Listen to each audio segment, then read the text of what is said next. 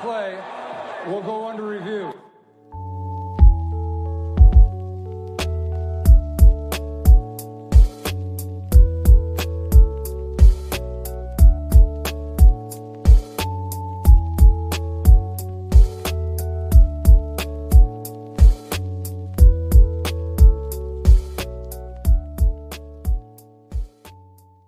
Max, welcome to the show. I'm very happy to have you here. How are you doing on what is this Thursday evening, even though people are probably seeing this on Friday?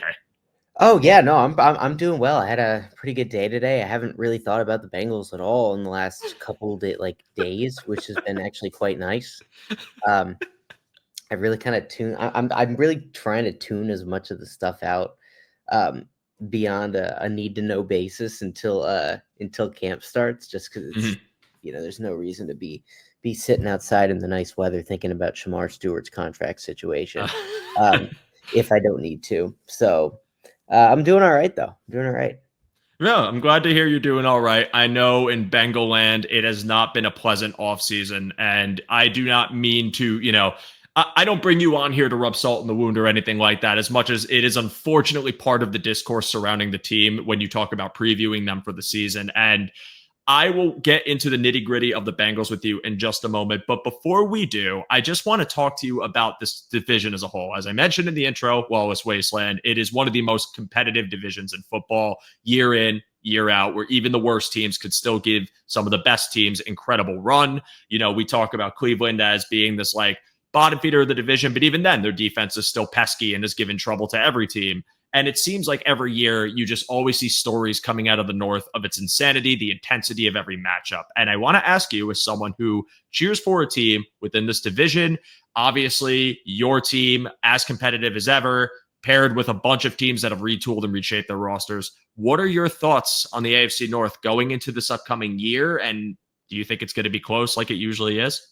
Yeah, it's not really changing all that much, right? I think that the dynamic from the last couple of years is probably going to be exactly what it is. I don't think that the Bengals are going to lose a million one-score games again. I think that even if they fielded the exact same team as last year, which is clearly not a Super Bowl contender and a team with incredible existential flaws, it's still probably a 10-11 game winner that's going to make the playoffs more often than not, just with all the stuff that didn't break their way last year in tight situations, in large part because of the defense, but in large part because of luck. I mean, they lost a couple games on missed field goals, on this, that, or the other thing.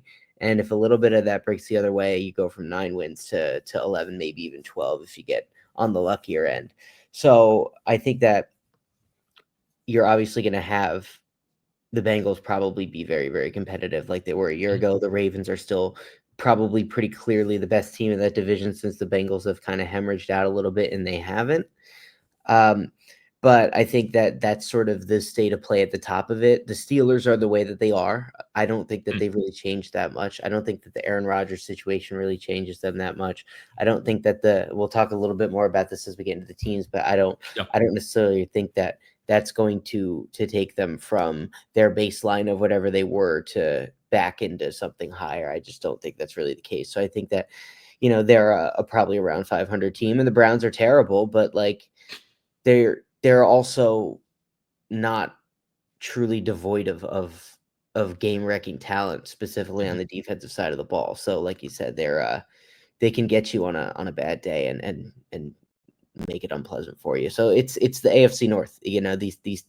These teams are so entrenched in how they build things, right? Like the Bengals front office has been in place forever. The Ravens front office has been in place forever. And the Steelers front office and operation has been in place forever. So I think that the consistency and continuity in both identity and competitiveness is due in large part to the consistent identities of the franchise. And I think it's sort of a bygone thing in modern sports, but it's something to appreciate. It's really cool. Yeah, I love watching AFC North football every single season. I think even the fact of a Cleveland game and Pittsburgh game in the middle of December can still be a close game. And, if you are not a fan of defensive football, then maybe it's not a matchup for you. But when you're someone who just all aspects of the game are welcomed, it's football. We're here in the middle of June thinking about what football could look like on the TV right now, so we miss it. And in the case of those matchups, I agree. They're always intense, always competitive. And I really like that you bring up the front offices, because it's not so much that it's all like these new regimes or young head coaches or anything like that. It's like a mostly experienced group of front offices and coaching staffs that have been there and have seen each other, which just means each matchup gets more and more intense because tendencies are recognized. The scheme of one team isn't a new thing next year, and we're going to try and build to not only play our brand of football but also try to stop you. But that might get you in trouble with other teams. Like, there's so much like chess that goes on in the AFC North that I think happens more than really any other division, because like the West has kind of been the Chiefs to lose, and they haven't until maybe this year. We'll see what happens. The East has been the Bills pretty much in control, and then the South is kind of just like the inverse of the North, where there is a new winner, but they kind of are always switching hands. So I love this division just as a football fan. I hate that the Bills have to play these teams this year, because like it's just always a headache, every single team you have to face. But that's a testament to how good these teams are, even with some of the, performances last year that kind of led to scratching your head or just being upset because it wasn't expectations lived up to. And with that being said, you are the guest here today. So we are going to begin with the Cincinnati Bengals. And how I want to break this down, Max, is I want to start just on the offensive side of the ball, transition to the defensive side of the ball, and then when we wrap up each team, just any final points you want to present. But since this is your team, you cover them. They are coming off a year that offensively was exciting. I mean, and how could you look at that team and say they weren't? You had the firepower of Jamar Chase. You had Joe Burrow, as surgical as he's really been in his career, coming off a lot of concerns of his injury history and whether that was going to rear its ugly head. He stays healthy. He is as good as he's been. MVP conversation. Their offensive rankings, 7th in EPA per play, 5th in passing EPA, 16th in rushing EPA, although I still am a huge fan of Chase Brown. I want to hear your thoughts on the Bengals offense coming into this year. They have Jamar Chase and T. Higgins now locked down for the foreseeable future. They are bringing back Chase Brown. They add in another rookie running back who I really like in Todd. Oh my God, I'm blanking. Todd. Yeah, thank you. I almost said Boyd. I always almost say Boyd, so I go too fast and I mess it up. So Taj Brooks, thank you. Taj Boyd is a legend, though. Yes, he is, and that's why I always get the name out first, and I'm like, nope, it's not the same TB. But with Brooks, it's like, I think you've added a true compliment. Now, Zach Moss, former Bill running back, I have a soft spot for because I believed in the potential. It didn't pan out. He gets there. He gets hurt. Chase Brown obviously emerges. I think he is your clear-cut one. I think that you do have competition for that backup role. But all this to say, with Mike Gesicki, the skill positions are set for this team. This offense is not the concern. What are your thoughts on it going into this year with the additions they've made and how last season panned out to now? Yeah, well, I mean, the nice thing about the Bengals offense, in addition to obviously the overwhelming talent they have at quarterback and receiver, is the fact that the coaching staff is really adaptable. We've seen them shift identity so much from when they first got there with Andy Dalton and they were just trying to retrofit Sean McVay's system to now they're doing something truly Andy Reid, almost Mike Holmgren-ish. That's really suited to what Joe Burrow does well. It's one of the few offenses that still really works with this level of complexity in the drop back pass game. And I think that they do as good of a job of it as anybody in the league.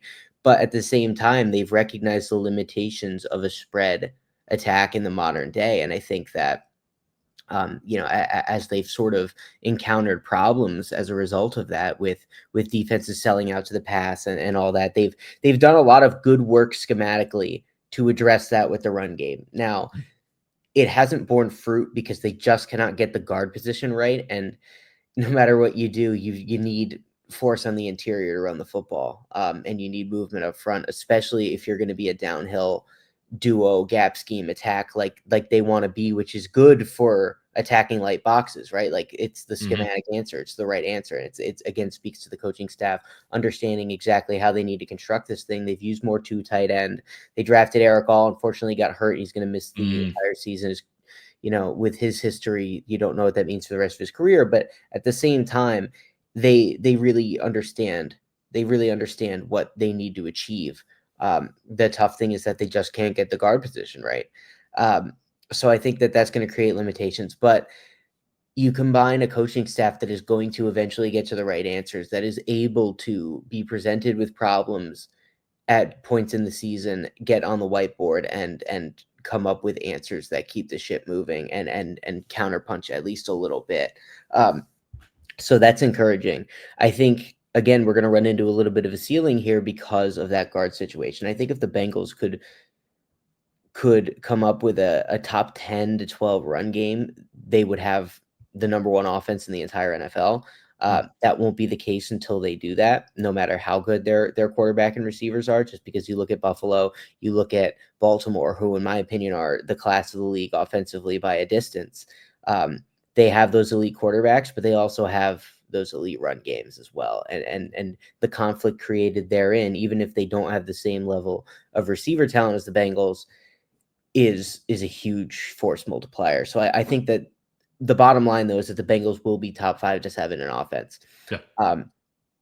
That's just hard not to do with Burrow, Chase, and Higgins. And I think that's why you lock them down is the combination of the three on the field together is going to give you a certain level of floor as an offense that you want to anchor your franchise to. I'm all for that.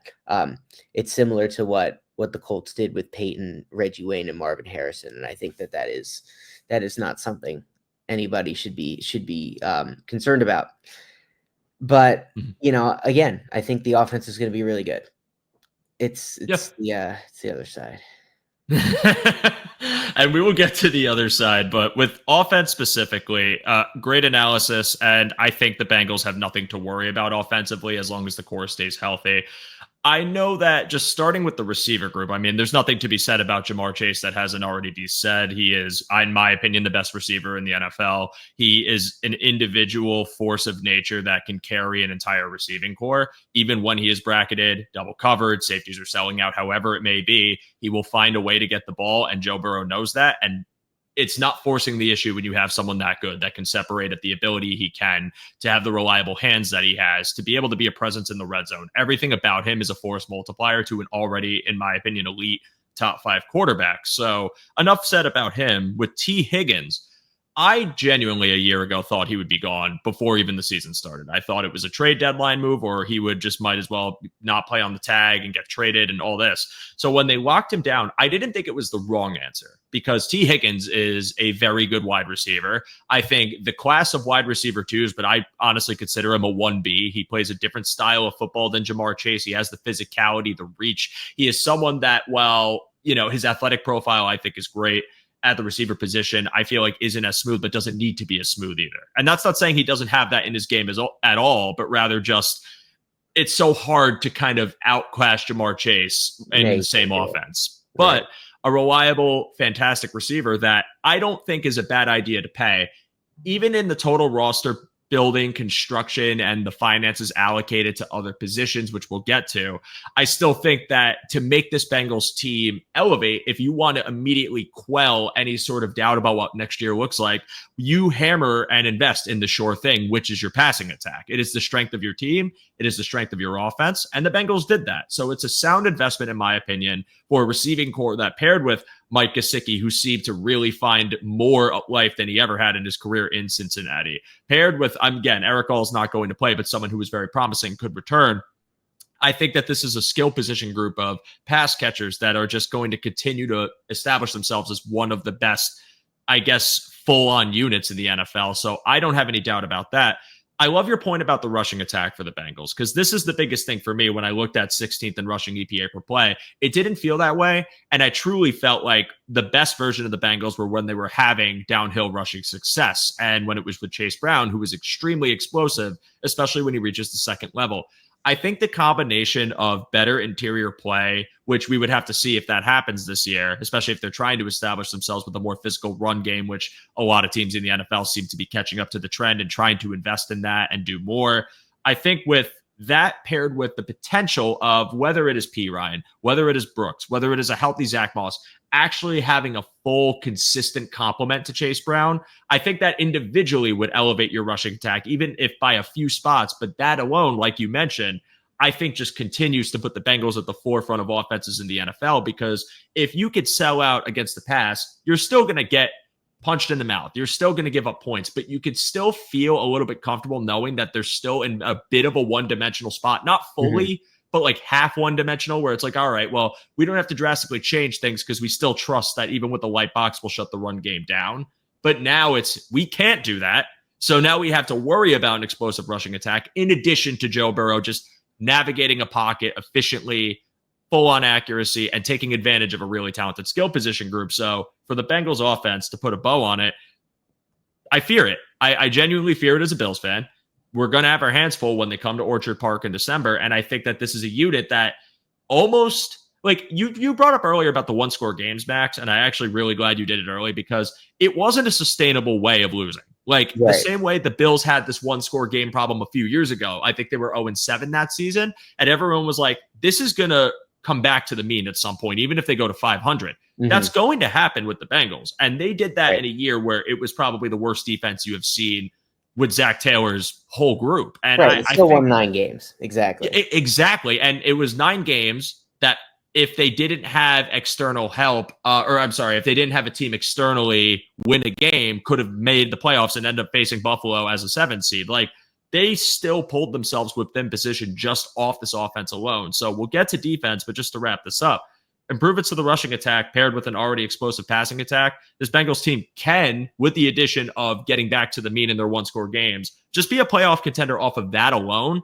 And that's still going to be giving a team too much to deal with in a playoff game where even if the defense doesn't do anything different this year as far as output and production, it's still going to be a team that could potentially go on a run. So it's a good unit. It's just, there's no other way to say it. It's really good. But I'm going to turn it back to you, Max. Any final thoughts on the offense before we get to the not as fun part? Right. Well, yeah, I mean, I think that a full complement and a full backfield, like you said, is going to be a big deal because anytime Chase Brown would come off field, Zach Moss, he's had a great career, but athletically, he's kind of been diminished by injury from an already underwhelming profile. And at this point, he's just like, it's just not happening with him. Taj Brooks, I think, is a really good player. He's very efficient. He's smart. He reads blocks well. He reacts well. He's efficient in how he runs. I think he's got a little bit of wiggle and quickness in the short area to him that I think can help him make guys miss in tight spaces, which is really good in this kind of offense because teams are going to bring those safeties down late into the alley from those 2 high looks, and you're going to have to be able to shuffle them out if you want to get by him because we're not going to block him. So it's you need that a little bit, and I think that I wrote a piece about this right after the draft. Texas Tech's run blocking was just awful, and he was just consistently cleaning up bad looks and finding ways to get 5 to 7 yards in situations that would get him 0 to 2. So that's great. That's great. The Bengals desperately need that, and they need that to translate. I think that'll help. I don't think anything will change monumentally until they figure out the guard position, which they just aren't doing. They're just not doing it. So that's going to be what it's going to be. But I think the Bengals passing game continues to find more answers. I'm not really expecting anything from Jermaine Burton after last year, but if somehow that can happen, that would be incredible. I don't think they need it to. I think they drafted him in the anticipation that they would let T. Higgins walk, and they got into a position where that was no longer tenable. So they re-signed him, and now they don't necessarily need that. So I think that would be great. Gesicki is obviously a good Tyler Boyd kind of replacement. And he's sort of settled into that role, and the Bengals have had a tough time replacing that when Tyler Boyd took a step back. That's a big thing they have, especially on third downs. So yeah, it's a good unit. It's a good unit. Burrow especially he's just so good when it's not easy and when it's not clean, because he's able to consistently find answers from the pocket, which is just the only sustainable way to really, really beat difficult defenses. And I think that when you have that guy who can do that, that is kind of the ultimate security blanket. So it's going to be hard to have a bad offense with that guy and good receivers. Yeah, Joe Burrow is kind of the closest thing we have to like the true old guard of NFL quarterbacks, like from that mid 2000s run where it's just pure pocket navigation and just surgical precision with his arm, good arm strength, just able to throw all 3 levels of the field cleanly. but also like manipulate with his eyes when he has a clean pocket, like be able to lead and not put, not kind of put it on your chest, but put it ahead of you. Like all these factors of him is what makes him such a good quarterback and why I'm a huge fan of him as a football fan, not as a Bills fan.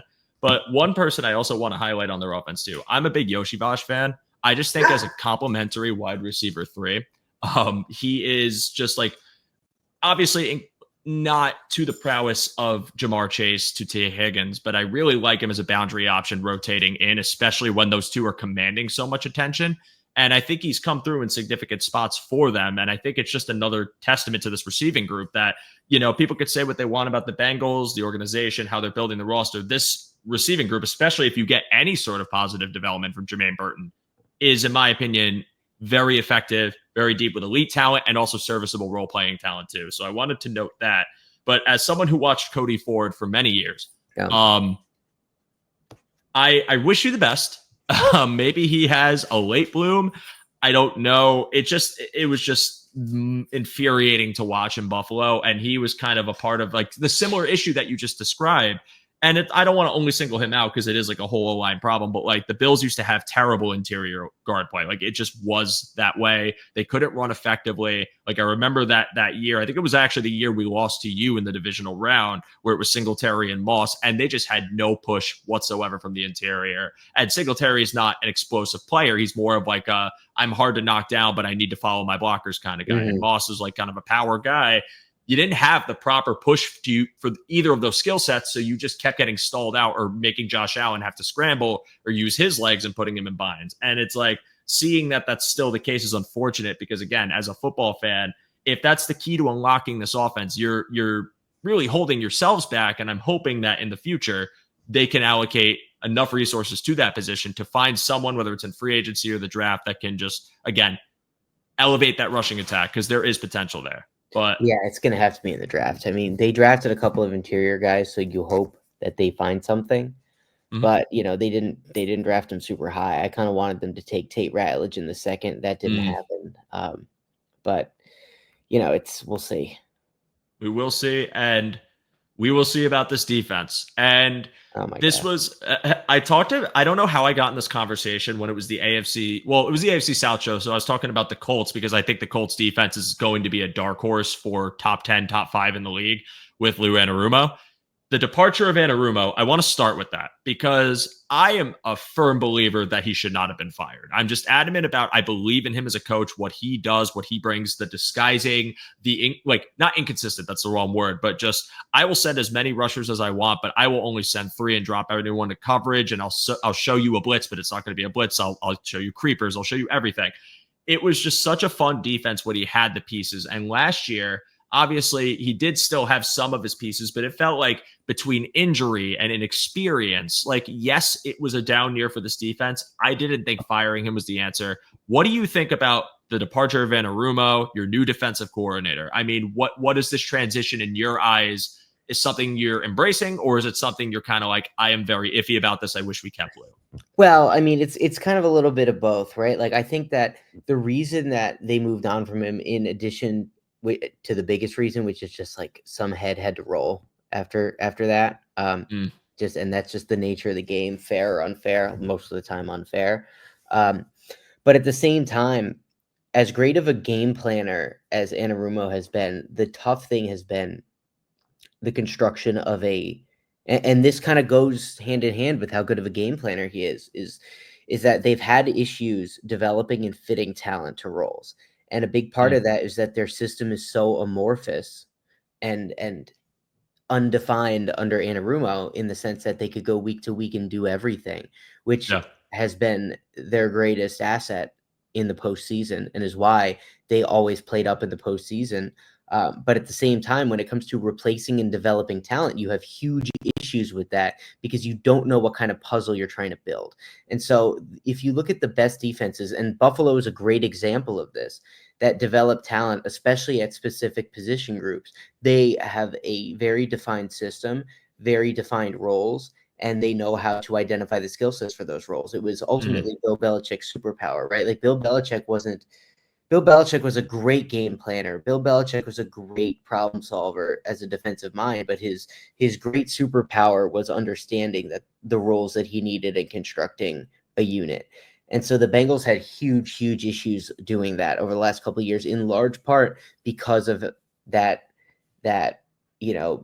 ill-defined structurelessness of the defense. And so when you lose guys like Von Bell, who left kind of, declined athletically and then came back, and Jesse Bates, who's one of the best problem-solving all-around do-everything safeties in the league, when you lose guys like that, your ace communicator and your do-everything guy who can come down and cover the tight end and man coverage, who can, buzz down to the flat and make plays, as a rotating safety, who can rotate to the post, who can, come down and fit the run as well, who can just do everything. You lose those do everything guys. That do everything kind of system becomes a little bit more difficult. And that was devastating to them. And so they tried to replace it with Daxton Hill, but Daxton Hill by nature is a corner. I think they found out that he's actually an outside corner rather than even just a nickel, but like he's a cover guy. He's long, he's athletic. He's not Jesse Bates. And so they drafted him to replace Jesse Bates. And that obviously didn't work because he's not Jesse Bates. And so when you lose that, it starts to become like, what are you building to? How do you use these players?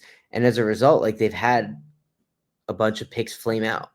And I think that the development arc of Daxton Hill is kind of the best example of how that goes. And so I think that it's justified to make a change from that, especially when it bottoms out like that.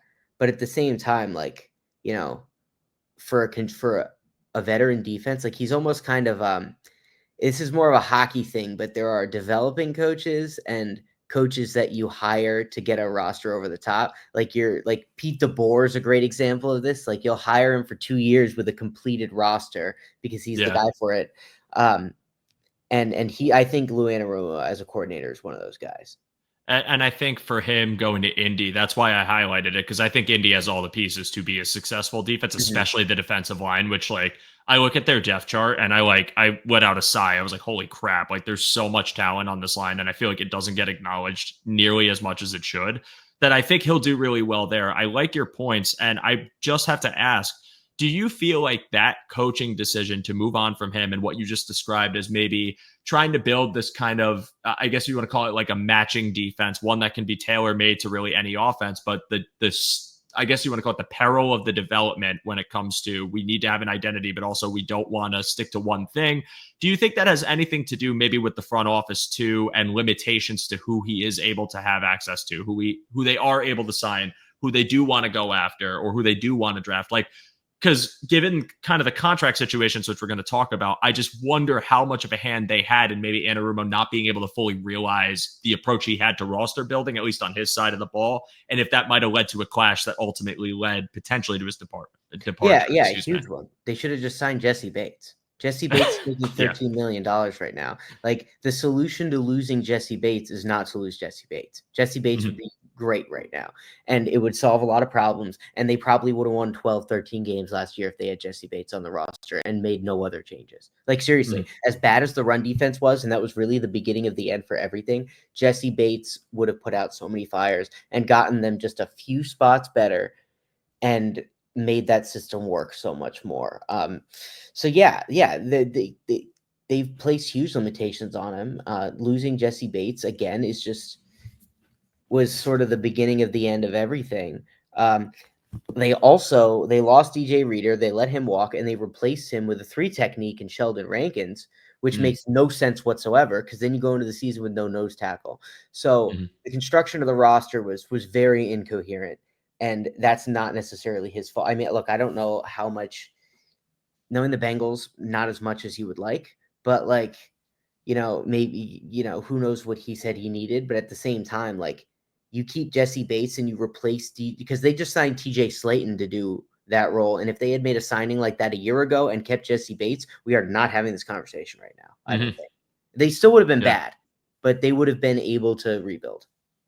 It would have been a little more appealing. It would have at least had more high moments rather than kind of being like a consistent script every week of lapses in coverage, lapses in tackling from depth, and also run defense, which had been a big pain point for them. And I want to get into the actual roster construction of this defense because Yeah, as it is right now, they would have won like 3 more games. They would have beat the Ravens twice. They had double-digit leads, and here I go. They have double-digit leads on the Ravens twice.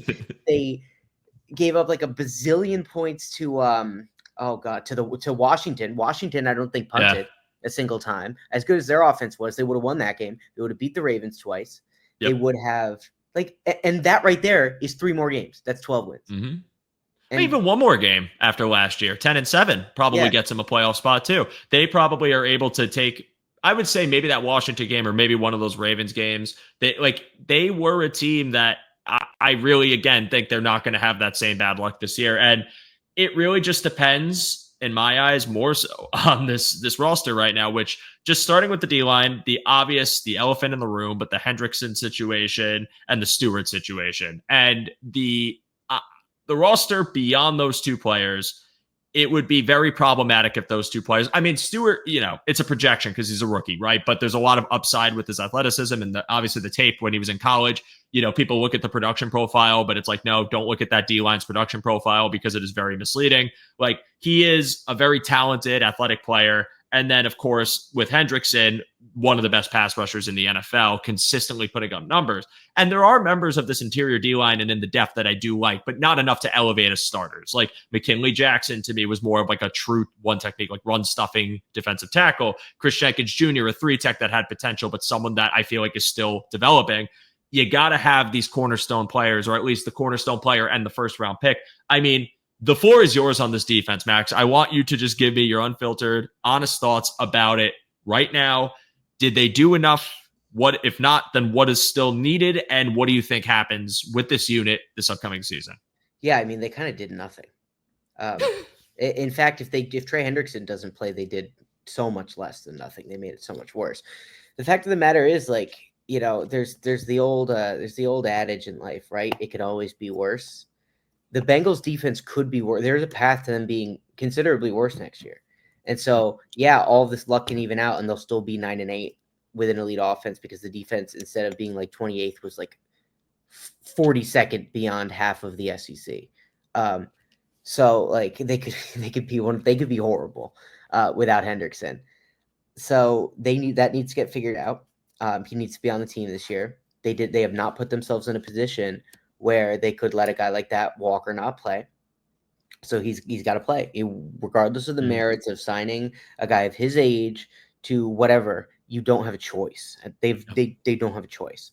So that's got to get done. Shamar Stewart, I think, is a really good player. I think he's going to, for what he is, which is a strong side defensive end that is nasty against the run and occasionally just is not a productive pass rusher, but crushes pockets a little bit and is kind of just disruptive. Doesn't get the kind of quality of pressure to ever run up sack totals, but in conjunction with a guy like Hendrickson, who is commanding resources and winning clean, that gives you enough of a complement that your edges are both, as a collective, really good. And of course, that strong side run defense complement is huge because Trey Hendrickson is terrible against the run. So that's big. And they did not have that last year with Sam Hubbard declining. And that was such a big part of their defense previously, was that Hubbard was able to do that.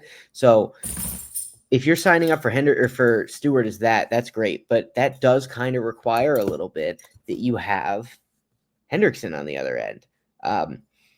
So they both have to be on this team. They both have to be on the field, and they both have to have a proper camp, because you can't go into the season again with a situation like they had with Chase last year, where he didn't participate in camp and wasn't up to speed again until week 3, and you start 0-2 because of that. Like, they would have beaten the Chiefs and the Patriots had Jamar Chase had a full camp, and that's 2 more wins. It's 2 more wins on that total. So it's, you can't, it doesn't even feel like worthwhile to even say this, because they're just probably going to do it anyway and let this ride out to the point where it's counterproductive, but they can't. Beyond that, I think the interior has a chance to actually be okay. I like TJ Slayton as a true run stuffing nose. I think he's one of the better ones in the league. Doesn't do much else, but they don't need anything else from that position. I think BJ Hill is a pretty decent player. I don't think he's great or anything, but I think he's a pretty solid player. And if you line up with those four, I think you have something average to slightly above average, which I can really live with. The linebackers, I think, are, not great. Logan Wilson's a really good player. But beyond him, Jermaine Pratt not living up to that contract was a huge issue. Just athletically and in coverage, they had issues at that spot. Demetrius Knight is not who I would have picked with that second round pick.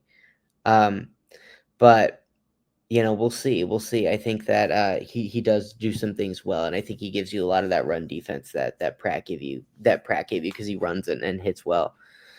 So, we'll see. We'll see about them. I think the back end is just is a total grab bag. It's a super weird group. They have some promise. I know they like Cam Taylor-Britt a little bit more than I do. He's shown a lot of flashes as a man corner earlier in his career. I don't think he has the athleticism necessarily to recover. So when he gets beat pretty bad. But he's good with his hands. He's strong. He's good at jamming guys up at the line and sticking with them. But when he gets beat, he can't recover. So that can get ugly. Daxton Hill on the other side at outside corner showed a lot of promise before his injury. But, we haven't really seen him at that position for any sustained period of time. So that's an unknown.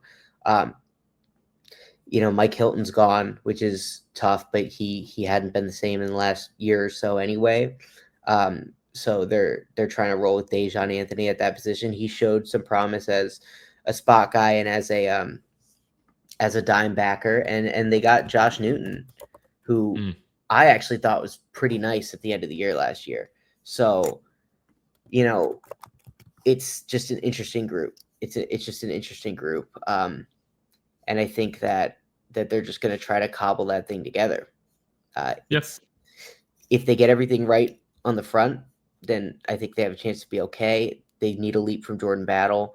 But the problem that I have personally is that they're running a system that demands excellence at corner rather than just getting good enough. They're going to be playing so much cover one if Al Golden's doing anything like what he did at Notre Dame. And you need guys outside for that, and they have the potential to be okay. They don't have the potential to really survive doing that. So I'm worried about that a little bit. But if they can figure out that front, it can create a little bit of a high variance situation, which for them is fine because last year it wasn't high variance. It was very consistent in what was happening. So if they can get from bust to boom or bust, they can live with that. So I think that's the path. But I don't think it's a great unit. It's just not.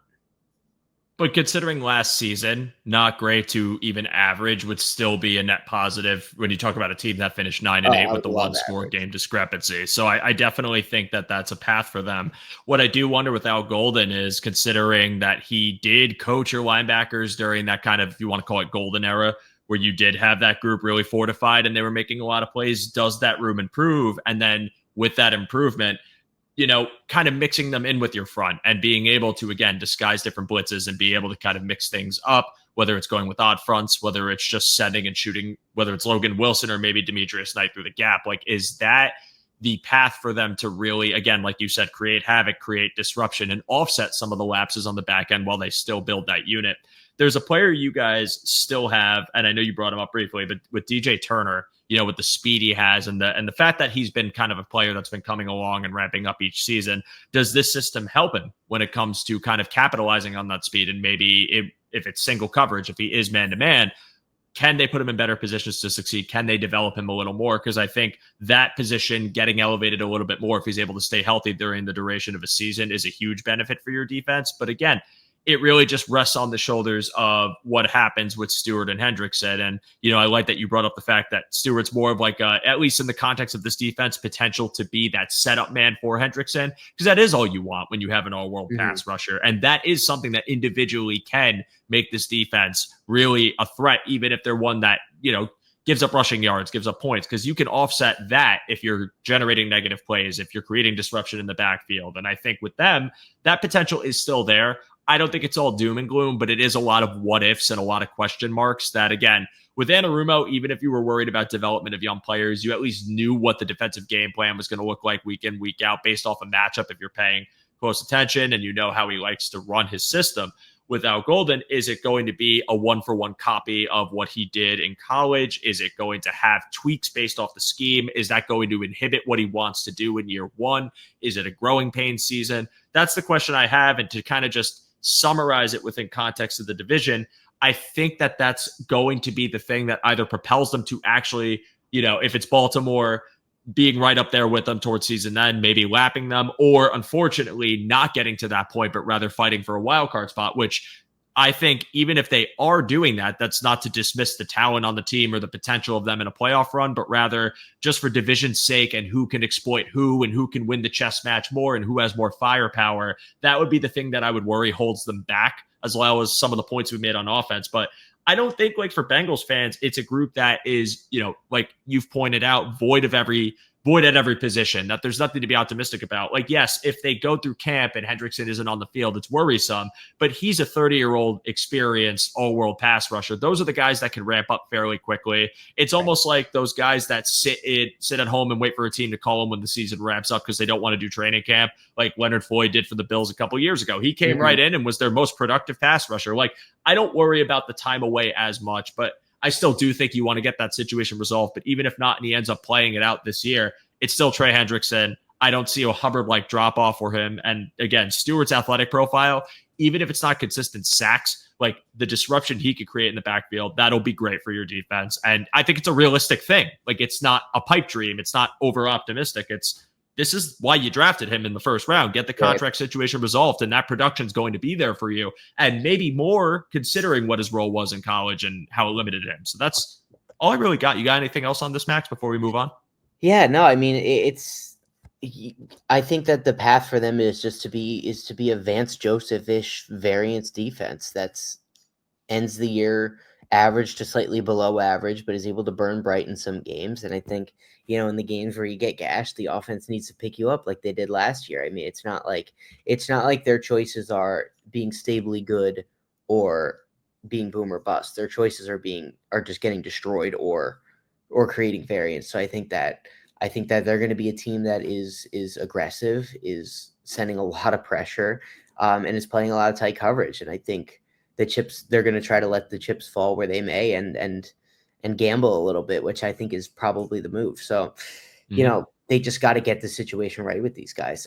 Because even if Hendrickson can ramp up quickly, which I definitely think he will be able to, they don't have time. They have so much pressure on them at the beginning of the season because of how poorly they have always started that they don't have that luxury.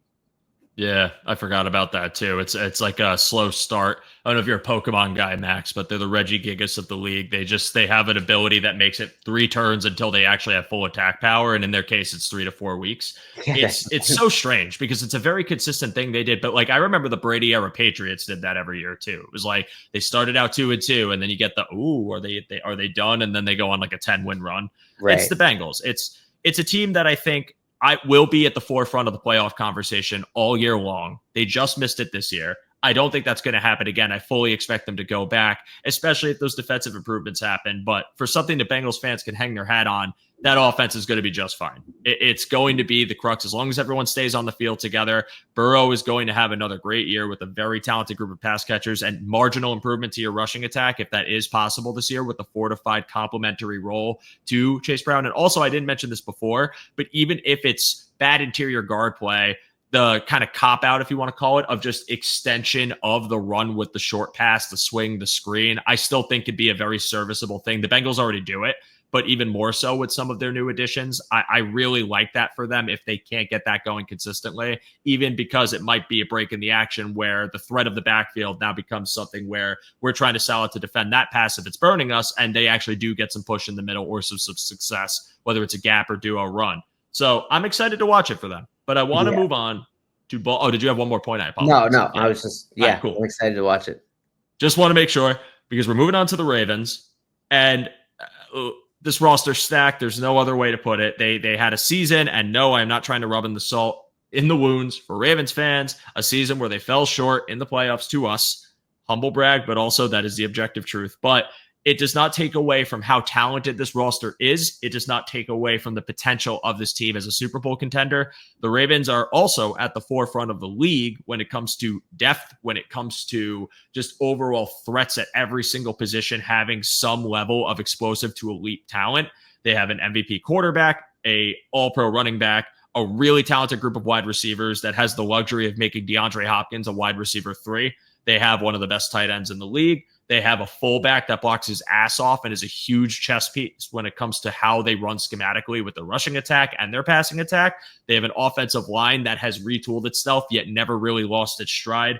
It is an insanely deep group that is as threatening as ever. And Todd Monken is just the perfect remedy for some of the woes they had a couple years ago with Greg Roman, who I felt limited this team a bit, made him a bit too reliant on the run to a point where they were just kind of kryptonite to their passing attack and it wasn't as effective. Tom Monken has just found that balance. The RPO game is menacing. The threat of Lamar's legs paired with Derrick Henry and even the depth pieces like Justice Hill and eventually Keaton Mitchell when he returns.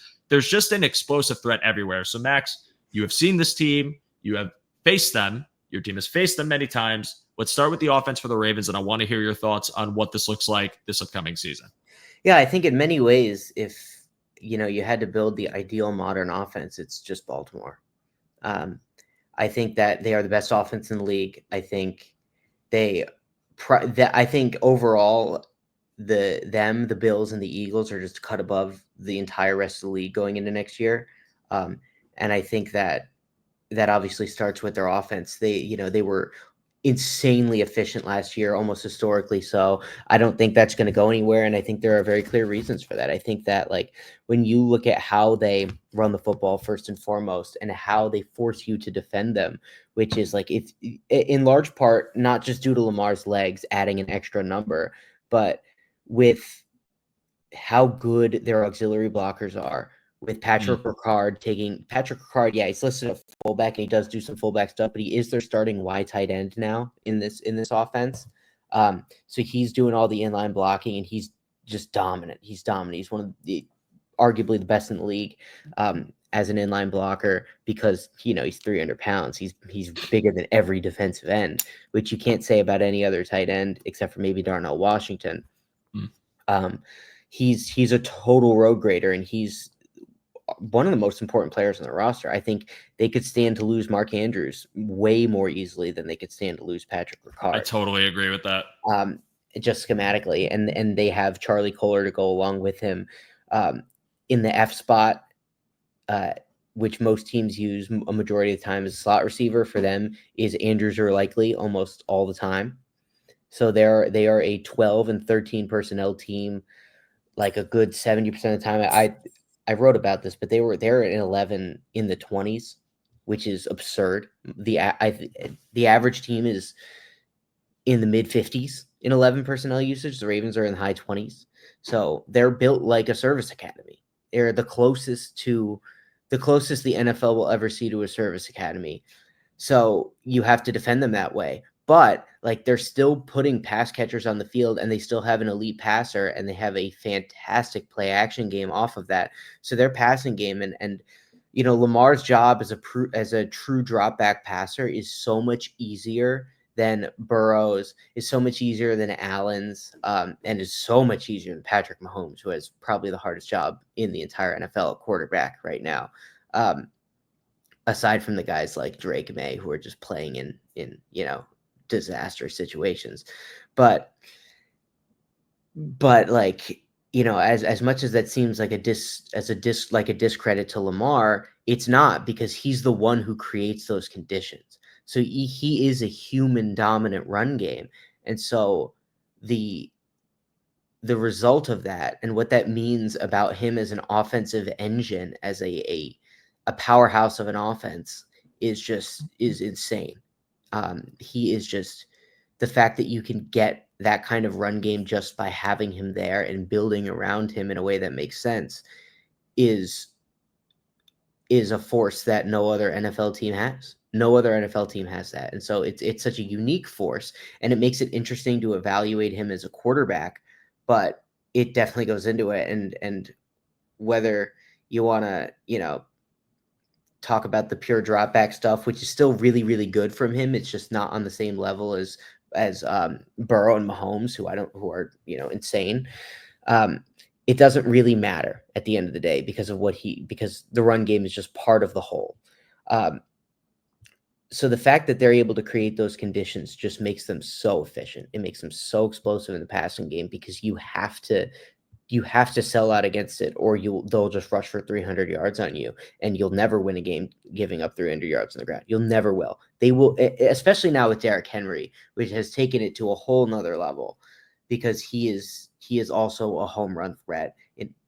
Those other guys were solid, and they were still able to have the best run games in the NFL with those guys, but with Henry, it's a totally different thing. So they're undefendable in many ways, unless they're just not playing well, which is not really going to happen a lot. So yeah, they have the best offense in the league. I expect that to continue. Zay Flowers just continues to get better and better and better. Rashad Bateman has become consistent in what he is now that he's been able to stay a little bit healthy. He's not a volume guy, but he's a good downfield threat, and he can do enough to not just be one-dimensional. Again, Flowers is really good as well, and has developed into a stud. Mark Andrews, I think, still has it as a power slot. When they do want to play more 11 personnel stuff, they just flex him out into the slot and have him do that. He's still really good, and he's still one of the best red zone targets in the league. Their O-line was young last year. Roger Rosengarten has become a stud, so that's really coming along. Charlie Kohler as another blocker in the core is a huge element for them. So they've just got it all, right? They drafted LeJontay Wester, who I think is another good vertical threat target and just a classic Ravens smart move. It's the best offense in the league until it's not. Yeah, you said it perfectly. It's the constant threat of the run. It's like the elephant in the room when you discuss how you defend their offense, because even if you're worried about maybe them going for a more conventional drop back game based off how your defense aligns with them, it's always they there. Can do that. And they can still do that. Yeah. I don't want to take away from there. It's just not as good as some of the other teams.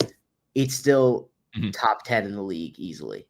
Yeah, I think that their offense is just truly heightened by that constant threat. It trickles down into everything. You talk about having to defend the Baltimore Ravens, and it's not just the fact that Derrick Henry's in the backfield. It's not just the fact that Lamar Jackson can also run with the ball or pass off the run. It's not just the fact that they have these all-world skill positions, but the biggest component is the fact that they're effective at blocking at every single spot, whether it's their offensive line, whether it's even some of their receivers, even if they're just willing blockers, their tight ends. Like, they have push at all spots, and they just wear you down with constant physicality too, because it's also a lot of big framed guys. So of course with an O-line, but especially, you're not talking about like your questionable frame tight end. You're not talking about, like, again, with Pat Ricard, who's a human bust. We want to just basically make you fear how physical we're going to play, and getting you punched in the mouth constantly to a point where now you have to always worry about them pulling that on you at some point in the game. And honestly, they will. It's not even a matter of, can we stop this and shut it down? In the playoff game that we played against them, they still had a lot of success on the ground in the third and fourth quarter. It was just a matter of, we had time of possession, and that's honestly the way you got to beat them, is bleed out the clock, take the running game out of it. But if they have to go to true drop back passing, Monken has the concepts to make it so that they are still very difficult to defend, whether that is using motion or misdirection, whether that is crowding a side of the field, and then whether it's got to be Mark Andrews or Isaiah Likely or someone who comes out of the slot unguarded because you didn't account for him, because you didn't expect him to go upfield. Like, it is a million different factors that make them like a constant Rubik's Cube to solve in real time. That's kind of what I compare it to. And it's why they are one of the best, if not the best offense in the league right now. Saying this as a Bills fan who got to watch, historic performances from the offense this past season, but I still tip my cap to what they are able to do, because they have just mastered, as you said, pure efficiency.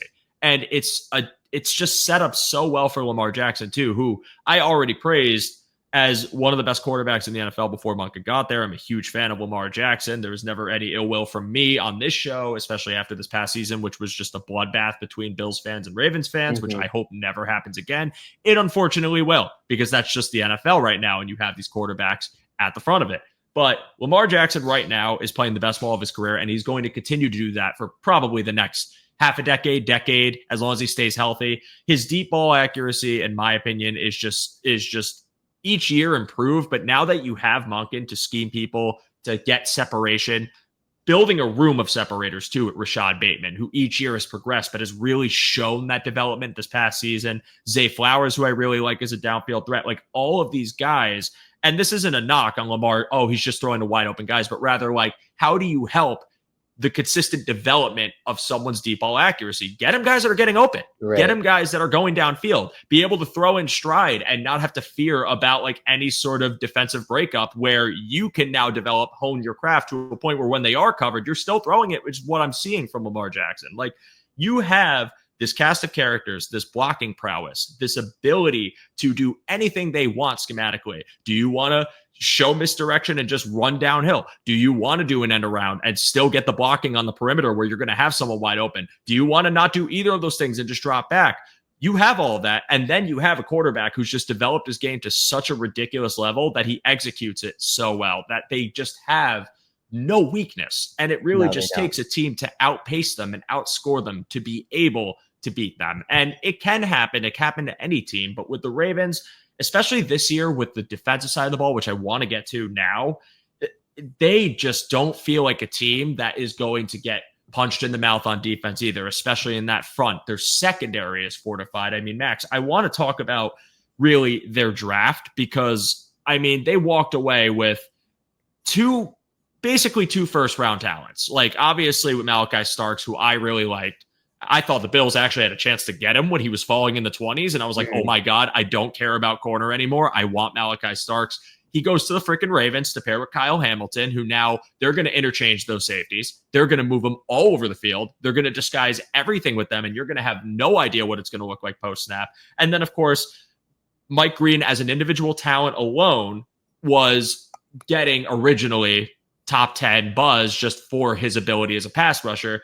They take him in the second round, obviously drops due to the off-field issues. But if you have him playing and pairing him with Odafe Owe and Matabuke and Travis Jones and all of these talented members of their front, I mean, it's a defense that's just relentless. I don't see a weakness, truly.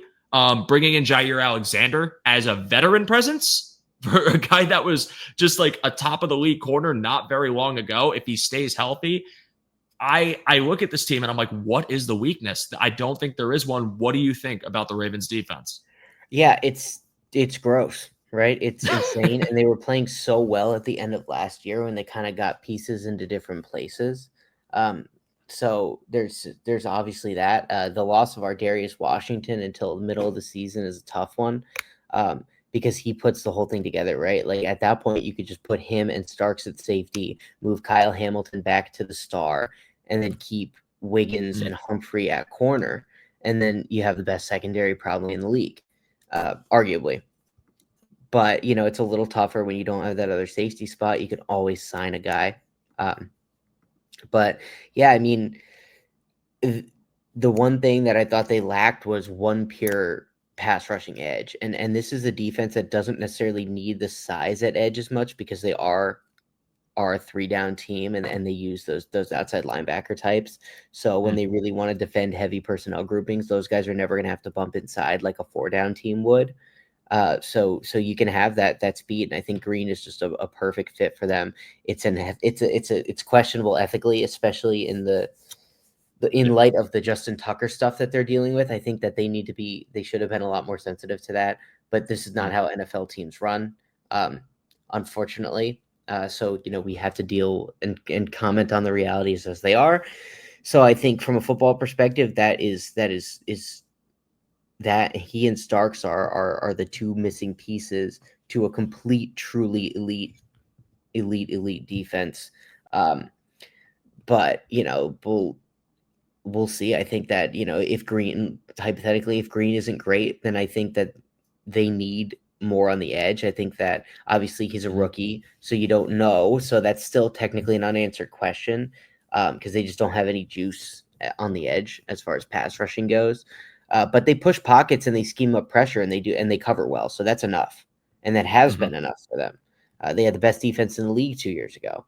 So, we'll see how that goes. I don't really see too many weaknesses, and I think that they can really do a lot of the stuff that they want to do.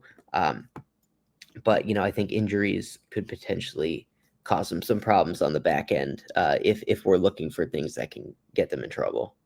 Yeah. If there's any reliance on Jair Alexander, you Right. worry about if he's going to be able to stay on the field, or Awuzie, who's had injury problems in the past.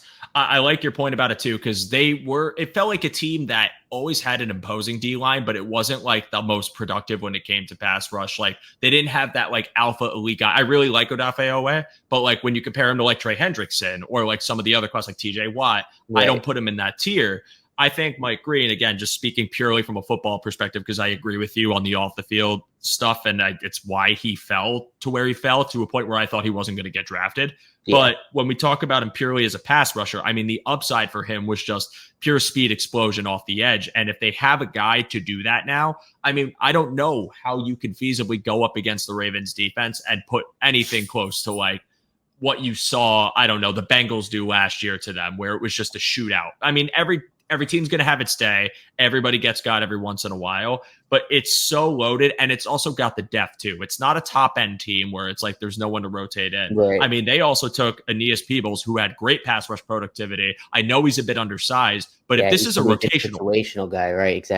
Exactly. Like a perfect rotational, like probably 3 tech for them. Mm-hmm. Who, I mean, low center of gravity could probably play 1 tech if he's in a rotational role. But like, if this guy is coming in as a pure pass rusher, like, come on, man, that's not even fair. And like, I even see some of the other players they have like deep in their lineup too. And talking about their linebackers, like Trenton Simpson was someone I really liked for the Bills a couple of years ago. I think his speed, when you talk about him as a blitzer, but also in coverage, the athleticism he plays with, he is a very fluid, athletic guy that I think if you're talking dropping him, especially if he's just playing as like a weak side guy, he's awesome.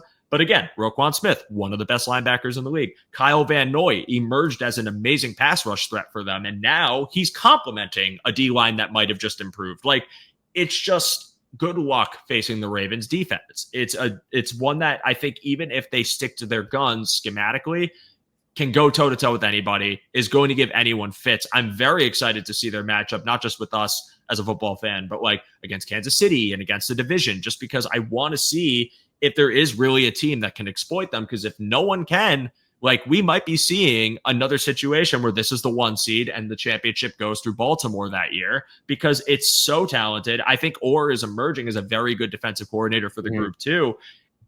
I got nothing negative to say about it, man. It's a group that, like, yes, you could find something to say, like, well, if Mike Green doesn't pan out, or if Malachi Starks has growing pains, or with Washington's injury or injuries to their secondary, it's going to have faults. But at the surface, looking at it on paper, I'm just like, it's going to be a tough out for anyone in this league. And we'll just have to see what happens. But Max, any final thoughts on this Ravens defense before we move on to another AFC North team that's polarizing, I guess is the right word. Yeah, no, like you said, I mean, the Bengals were able to get to them because Burrow played 2 of the best games of the season of anybody, especially in the second one when he was pressured like on like 50% of his dropbacks, I think. Like it was high 40s, if I remember correctly.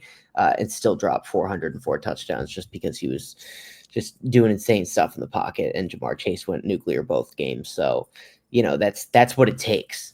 That's what it takes. And it's just, and they're going to be better. They're so much better defensively next year and at the end of last year than they were during those 2 games. So that makes me certainly nervous. It's at a certain point where I just don't even have any hope necessarily that the Bengals are going to win this division. And that does, and again, I just made the case for the Bengals probably winning 11 to 12 games next year just on how they are as a team. It's not going to be enough. Yeah. It's, again, anything can happen in that division. That's why it's the Wild West, because it's, even though it's the North, probably a bad metaphor, but we're still going to go with it. Anything can happen. These teams have matched up with each other so many times to a point where it's just a constant chess match. And I do believe that, like, I don't think there's going to be a team in this division that goes undefeated against their opponents. Just winning record, probably the best case, a 4-2, probably the highest. But the Ravens are just, that it's theirs to lose. And the only way I see them truly losing it is with injuries, because I think there's just simply too much talent. But in the case of the Bengals, with how Joe Burrow played against them, anything's possible, because those 2 games he played, I mean, the shootout he had in Baltimore was one of the best games I've seen in recent memory. I mean, and as a Jamar Chase fantasy owner that year, that was pretty nice. But It was do you some good. Yes, but I want to move on now to the Pittsburgh Steelers. I call them polarizing because I just don't know. I don't know what the hell they're doing on offense. I'm going to be transparent, especially because I really bought into a DK Metcalf, George Pickens, drafting Caleb Johnson, even though Caleb Johnson came later. But like thinking about it now, Caleb Johnson in the backfield, when you have Jalen Warren, an offensive line that's pretty good at blocking downhill. And then you talk about Freiermuth, Washington as an ancillary piece. Like I was seeing the vision for an Arthur Smith offense with Aaron Rodgers with that group of guys. Giving up Pickens now to go to Dallas and kind of making this receiving core live through DK, who I really like as a receiver, was just questionable to me because they're coming off a year. They finished 21st in EPA per play. They were 20th in the pass and 25th in the rush. I think the rushing offense is going to improve. I think removing Najee Harris, replacing him with Caleb Johnson, who I think has more dynamic ability and a younger player, someone that I think is going to fare pretty well there, especially in tandem with Jalen Warren, home run hitting ability.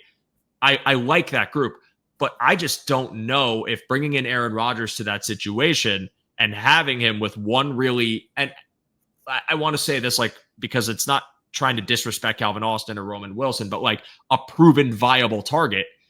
I just don't know what that looks like for them. And I feel like when we just talked about what a Ravens defense could potentially look like at full health, even Bengals with a pass rush that they could have, and Aaron Rodgers kind of as he gets older, growing a bit more skittish in the pocket, like, did you do enough to really make yourself have any presence or threat as a contender in this division? And Max, I'll turn it back to you. What do you think about the Steelers offense this year? Yeah, I don't get it. I don't think any of it makes sense together.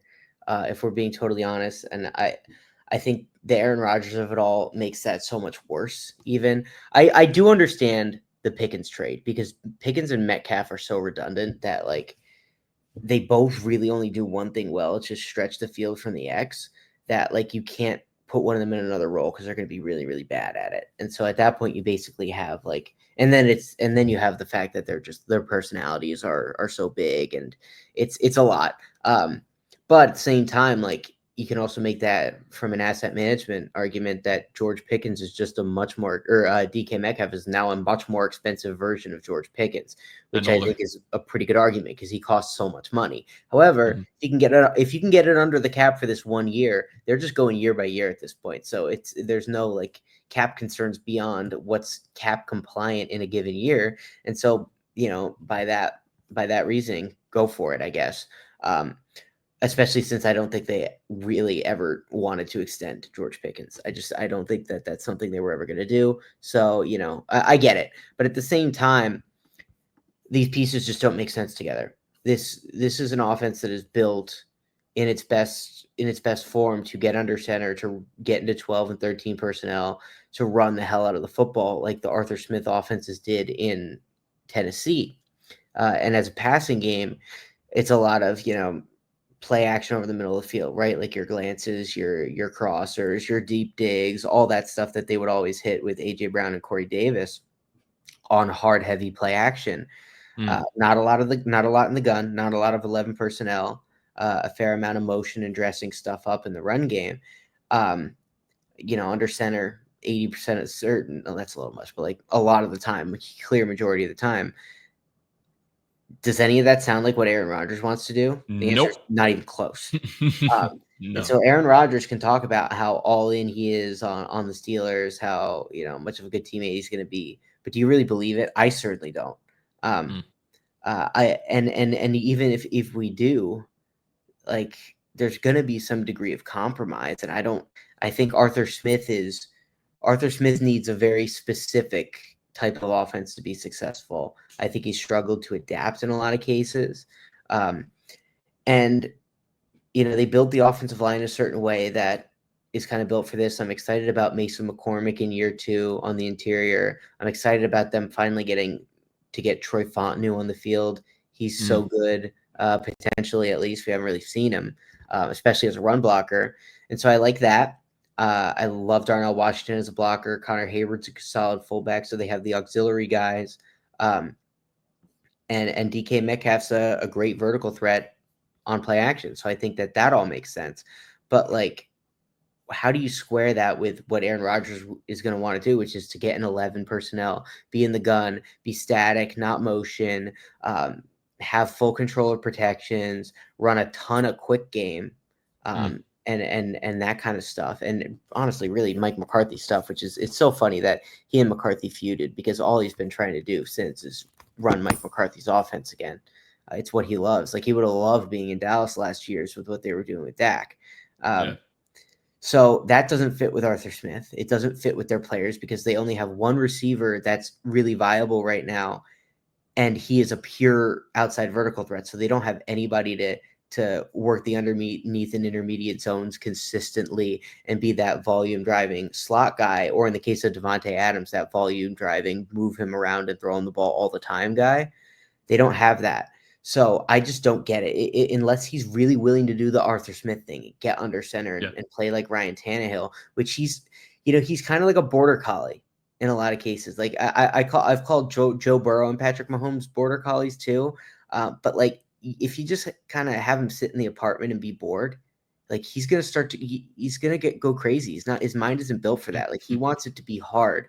And not just for the challenge, but because he has the capacity as an operator and a processor, the same way all these other truly elite drop back passers do, to have that level of control. And those guys, when they don't have it, they just don't love being in offenses like that. Like, Joe Burrow would hate playing for Kyle Shanahan. Patrick Mahomes would hate playing for Kyle Shanahan. Peyton Manning would have hated it. Yeah. Tom Brady would have hated it. Allen. Right. Well, I actually think Josh Allen would be pretty good at it. Just because I think that so much of him is this pure playmaker. Like, I think he's just Brock Purdy on like a ton of steroids with what he is as far as athletic gifts. But like, Allen is really good at the line at this point in his career. I just mean he would get bored. Yeah, I mean, like, he'd get bored if he can't leave structure, and he, I don't think Shanahan is. This is kind of a tangent. I don't think Shanahan has a huge problem with that. I think Shanahan has a huge problem with people fucking with timing in structure, and that's what these guys really like to do, and changing their reads and changing the order of their reads based on what they're going to do.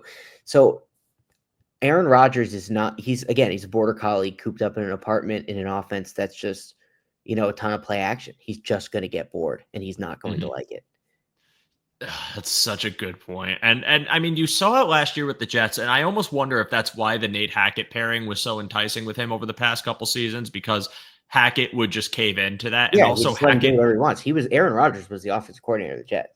But also too, like, Hackett as an offensive coordinator is also just not the most imaginative, being nice. Like, it's a very static, like, basic, kind of poorly managed offense when you hear some of the stories that came out of that building. And it's like, for that reason, I could see why the pairing was so desired. And now you have Arthur Smith, who wants to run it his way. And I mean, like, he's a detailed guy, and I'll give him this. He's a creative guy, especially with how he schemes certain people open that you're not expecting to actually be a pass catcher. I mean, in Atlanta, you were looking at everybody but Kyle Pitts getting a football. And I feel like in Pittsburgh, it's going to be kind of a similar situation where we're going to see like Scotty Miller getting some work down the boundary. But that's also because they kind of have to, because outside of Calvin Austin and DK Metcalf, who the hell else are you asking to roam the boundary besides maybe like a Roman Wilson? But also, like, is Roman Wilson going to emerge as kind of a true slot option this year? And is that where the quick game? They need that so desperately. I don't know. I didn't love him as a prospect. Yeah, I mean, Roman Wilson, I liked him because he felt like more of he's a run blocking, a willing run blocker, and like he's 100% effort in every play he has, which I think gives him some credit. But also, like, how effective is he going to be if you're asking him to kind of match up against someone in man coverage and go down the field? Can he separate consistently? Is his route stun going to get interrupted? Those things, I was like, he's probably better suited as a slot. And I think he can be, but also you bring in Robert Woods, but Robert Woods is longer in the tooth. He's not the same player he once was. I love Robert Woods as a Bills fan who's watched him leave the team and go to better pastures back in the drought era, but it wasn't his fault. I'm happy for him. I do think now it's kind of, it's used parts. It feels like you went thrift shopping in this offense. And I think that when you talk about long-term projections for the Steelers, it doesn't really exist here outside of a couple of players, and kind of feels more like a patchwork offense while you try to build the real thing maybe next year when you have an abundance of quarterbacks coming out and you might be able to make a move to go up and get one and maybe become a bit more threatening, maybe retool it with a new OC if you don't think Arthur Smith is the guy to pair with them. this feels like a transitional offensive year for them. And it sucks because there is talent there. Like, again, you talked about the offensive line. I really like Zach Frazier, their center. Oh, he was someone I actually, him, Fontenot, as you pointed out, Siu Malo, like there's pieces there that I think like you'll build around them and you'll have sustained success on their offensive line, but it just doesn't feel like you're going to get crazy output. And if Aaron Rodgers is trying to command it into like a very vanilla 11 personnel, quick timing offense, like what's that going to do for you in this division? Because even every team, it's not even just like teams you're going to see just in your division, like all over the league. It's just predictable. I mean, teams could just drop into coverage and, rush 4. And like, even if you're not really getting too much pass rush threat with 4, if Aaron Rodgers isn't trying to consistently air it out down the field, then just contain and fly to the ball. And that's it. And you'll bleed clock and you'll die towards the red zone. Maybe you get a few field goals and then you get kind of low scoring games, which seems to be the MO of this offense. It didn't feel like they did enough. I don't know if this year was the projected plan.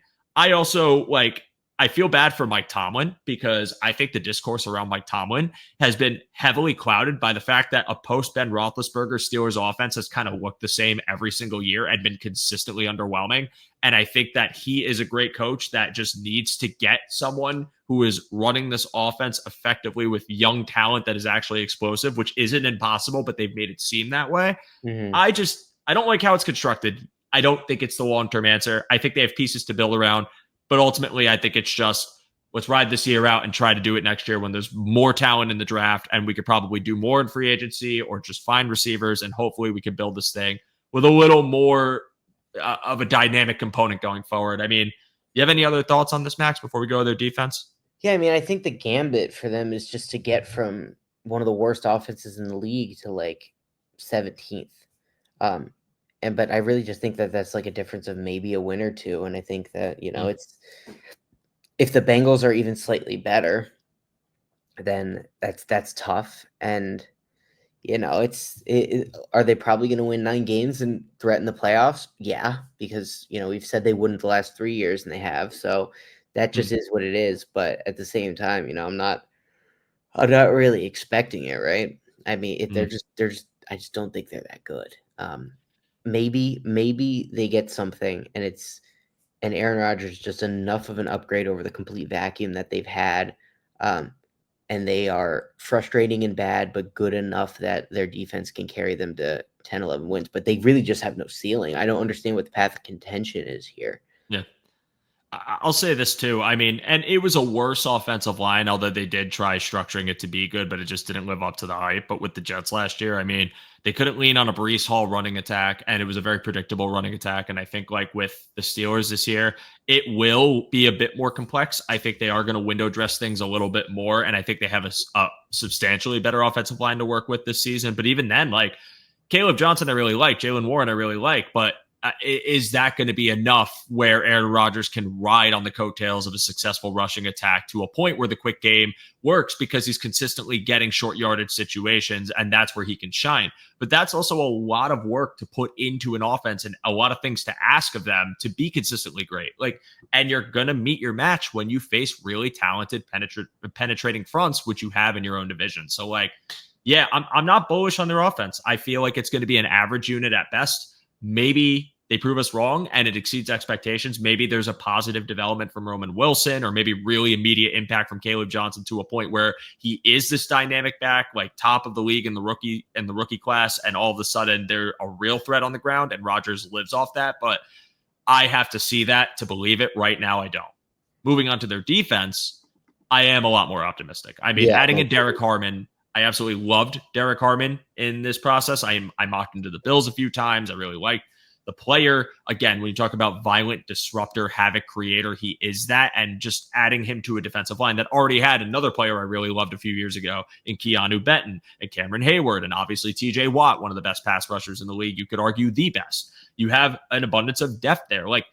The front is great. Their linebacking group, I really like that they took Peyton Wilson, who I think is an extremely talented linebacker, pairing him with Patrick Queen, who out of Baltimore hasn't been as dynamic of a player, but I still think is quite talented. And then the secondary, Minka is still there. Porter Jr. is an emerging young talent, a really Darius Slay, who might be a veteran, I still think is a great complementary piece. And also just when you talk about the Steelers always having a nasty factor to their defense, he adds that. So there's juice there along with the physicality he plays with and still has some juice in the tank. I mean, your thoughts on this defense, what it could bring for them this upcoming season? Yeah, I mean, it should be really good, right? I certainly have concerns about the back end, and I think that that's just been a consistent issue for them, where they have a very good defense, but like they have 2/3 of a top 3 defense, and the back end just puts a lid on them and what they can achieve. I don't think that issue is going away. I still think they have guys. Minka Fitzpatrick is obviously a superstar, and a future Hall of Famer, but like they haven't gotten as much out of Joey Porter Jr. as they had hoped. We'll see what Darius Slay is at this point in his career.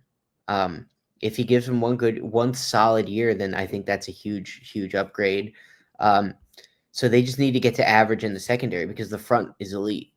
It's elite. We'll see what Cameron Hayward's year by year at this point, just given how old he is, but he was insane last year again. So he could have one more year in him. I think if he falls off the cliff, then they have serious problems potentially. But I agree, Derek Harmon's a stud, and Keanu Benton's a solid player. So you have a succession plan. I just think that like the 3 of them on that interior with Harmon, Benton, and Hayward in their 3 down front is like, I think that they need that to hit what it can be, which is if Hayward has one last ride in him and Harmon is what I also think he's going to be, I loved him as well, then that's going to be with Watt, who of course they're going to get done. They're not the Bengals. This isn't going to be a disaster. But that's a front 4 that's just insane. Right, when you get into your nickel packages and you're in a four across look, when you're in base and you're 3 down with those 2 outside linebackers, you get Alex Highsmith out there, who is himself just a stud. Like he always pops on tape when I watch the Steelers. He always pops on tape against the Bengals. He's been a huge issue for us. He's a great pass rusher. Not just to complement Watt, but in his own right. He was extended a couple years ago. And that was a great deal. That looks like a steal right now because he's a legitimate volume pass rusher who can produce. He's not, one of the tops of the league, but like as far as those next few tiers, like he's a legitimate producer in the pass rush. So like that's another serious player. And I mean, they can't even get Nick Herbig on the field consistently. In an every down role, and he is a player with serious juice. And so when you start to get into the 3rd down stuff that they can get into, it's really nasty with Watt, with Highsmith, with Benton. You can load manage Hayward a little bit on in some situations, but he can rush the passer obviously as well. So that's just a group of quarterback hunters up there, and of course run stuffers if they can get that front 3 to be what I think it's going to be. So that's just a difficult front to deal with. And like you said, I like Peyton Wilson a lot too. I think he's going to take a step. He's going to continue to grow as he did last year, and it's one of the best fronts in the league, and they really know how to play it. They've been so consistent with how they design this system and how they identify guys and how they fit to it. Like we were talking about earlier. I mean, this is kind of a great example with what they look for up front with guys like Hayward way back in the day. It's still the same defense with guys like Watt. And then a guy like Highsmith, who's the exact same archetype and skill set, who has fit in well. And then a guy like Benton to play the nose. Like they've crushed it. Good. They've crushed it because they know exactly what they're looking for and they know how to find it and they know how to teach it. That's a replicable formula, and they've nailed it. So they're going to continue to be nasty, especially for teams like the Bengals who don't have good interiors. That's why the Steelers are such a pain in the ass for Cincinnati, because like the pockets just get crushed from the inside of Burrow. Like that, it's even really good pass rushes give the Bengals less trouble than the Steelers.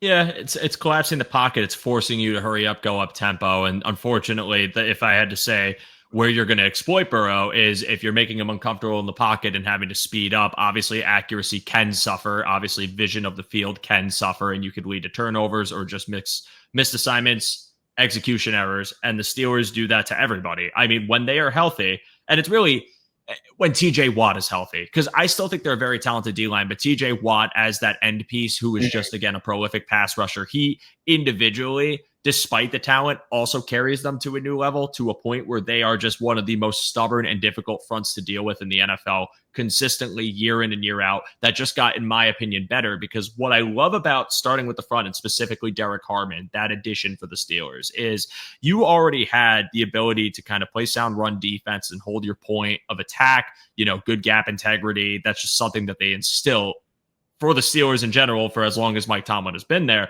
But I think when I love Derek Harmon's projection, if he went to the Bills, was even though he's not a true one tech profile, like you could slot him more as a three tech again, it's all fluid, but like if you want to talk about frame and what he was at Oregon, I still believed in him as like that Bills one tech role because I thought he had the strength to hold his own against doubles. It wasn't consistent, but I could see the vision of it developing.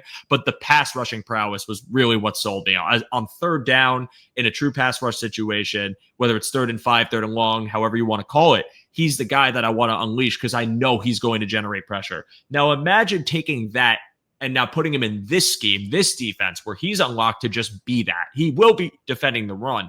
But when you have that like stability in Keanu Benton to fortify that interior, when you have Cameron Hayward, who even if he is a vet, you're probably going to see a healthy rotation and Hayward still has juice in the tank. Harmon could just be unleashed in a very limited but effective role to start in his rookie year. And I think that's going to pay dividends for the Steelers defense, even if TJ Watt has to cycle in and out due to injury, just because, again, it's not like they don't have other pass rushing options to fill in the void if he has to miss a couple of games, which unfortunately seems like something that's going to consistently happen. He's one of those really talented edge rushers that just unfortunately, due to physique and grinding in the gym, will somehow strain a muscle during the year. Happens to Bosa, happens to Hendrickson. It's just a seemingly recurring trend for pass rushers. Happened to JJ Watt, happening the same way. It's just getting older. But I think now what they've done is really built this front up with a lot of depth to a point where I think the drop-off won't be as damning if it's only for short term. And Derek Harmon is just an awesome piece to have there. I mean, and you talked about Nick Herbig, who I love as a rotational pass rusher, has flashed consistently as one. And I think now you make his role a little bit better and a little bit more effective if you don't have Watt long term, just because, again, that presence, if you can get the other guys of this line to stay healthy, is just now aided by enough of a floor where he can shine more consistently as a pass rusher. So the front of the Steelers is never the concern. They are, if they're healthy, they are going to be in every single game. They're going to give every team fits. And it's individually a unit that I think carries them to that 9-8 record every year because Tomlin coaches them up. They play with the nasty factor. They're just menaces. They get into the backfield. They generate pressure consistently. It's really just, even if you have concerns, kind of like we talked about earlier with Cincinnati, about the secondary and some of the members, whether it's, well, Darius Slay's older and he's not playing at the same click like we hoped. He came to this defense and he didn't really deliver like he did in Philadelphia. If you're worried about Trice as a backup and he's just not panning out, Beanie Bishop not slotting as a slot corner, then I still think they're going to offset it by just having enough pressure consistently up front where even if it's not as sound in coverage, if there's a blown assignment, you're not going to see it.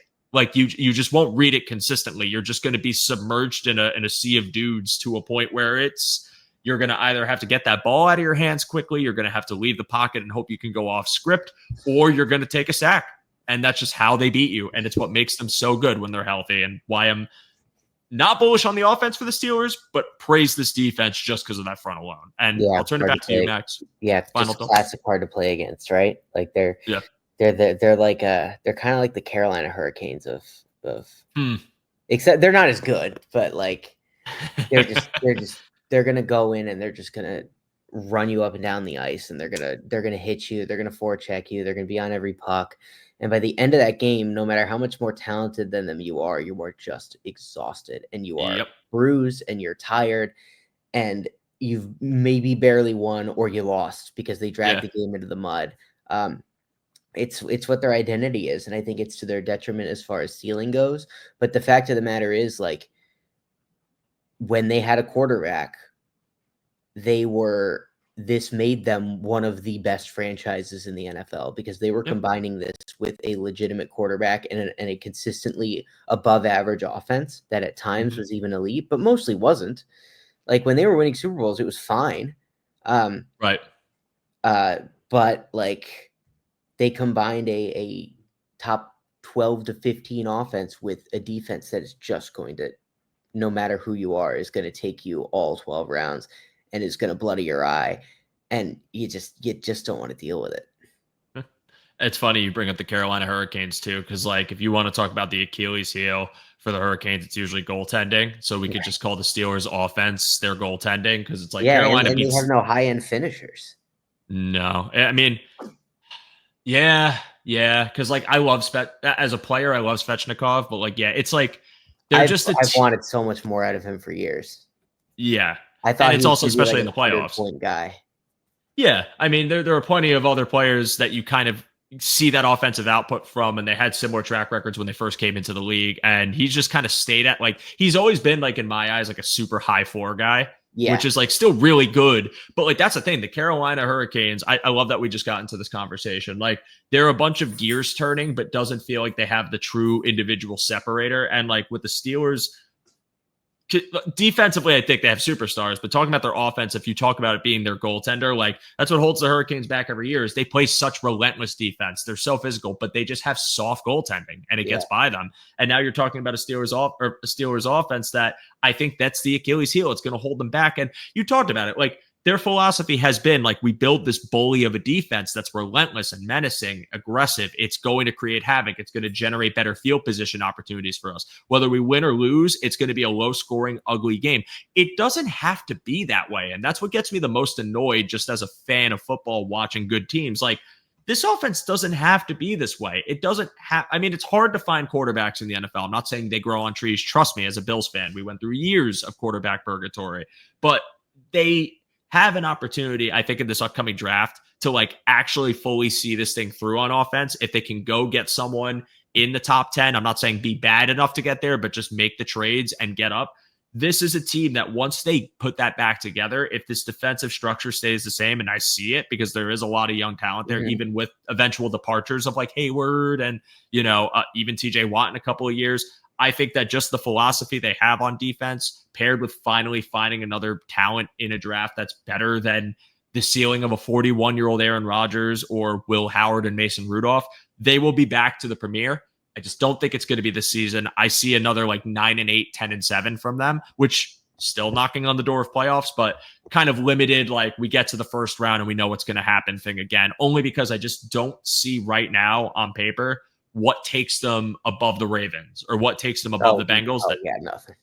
That isn't just an injury. And again, I say these things not to slight teams. It's just how I view it. Like I'm a very, like I try to be objective here, but it's just, it doesn't instill a lot of confidence. And speaking of not instilling confidence, let's talk about the Cleveland Browns. Okay. And the Cleveland Browns last season, offense, 32nd in EPA per play because they were 32nd in passing EPA, but they were 16th. That's higher than I expected. Oh, yeah. Yeah, you thought what, like 39th, 40th? Yeah, I thought the model would shut down. You can't stick to the model because it's dead.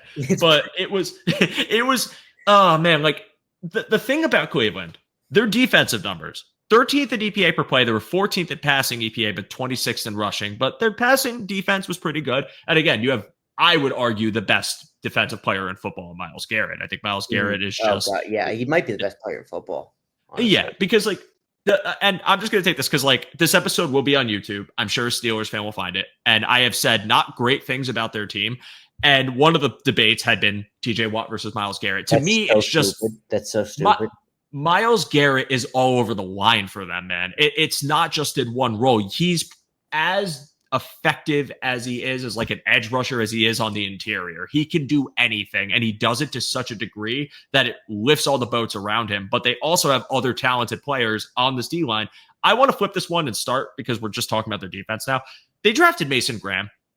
I know they traded out of the spot for Travis Hunter, but like Tell me what you think is going to help them be more competitive in the division right now, given their uncertain quarterback situation, given the uncertainty. Do you think it's Travis Hunter, where you are in a quarterback carousel and you have no idea who's starting?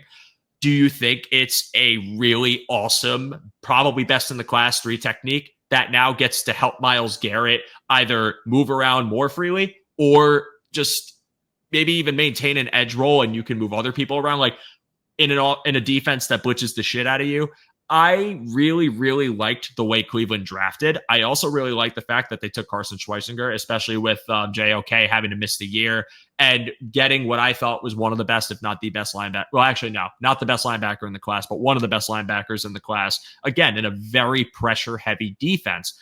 I think Cleveland, for the defensive side of the ball, can be optimistic. I think there is a lot to like about them. I love Jim Schwartz as a defensive coordinator. I love the pressure he consistently generates. I love the fact that it's just, even last season when you talked about like how bad their offense was, they were losing close games. I think the well just broke on them after a certain point because, again, when you have Deshaun Watson, who has one shoulder, throwing with the arm that has no shoulder, and just the ball dying midair and just not having enough options, having to turn to Jameis Winston for a spark. It was fun. It wasn't sustainable. Like, the defense is going to break at some point eventually, but I really think that they have built something there that can be competitive, not elite besides Myles Garrett and maybe potentially Mason Graham.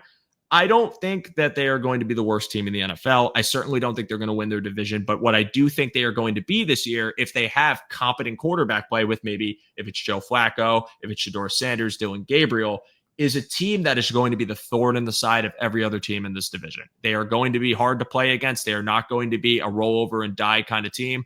They are a team that I think because of the talent, because of the coaching, because of the additions they made to their defense, if these do pan out, I think they actually have potential to be a talented, fun, disruptive, and turnover generating defense that ultimately can keep their heads above the water by the end of the year. What do you think about their defense, Max?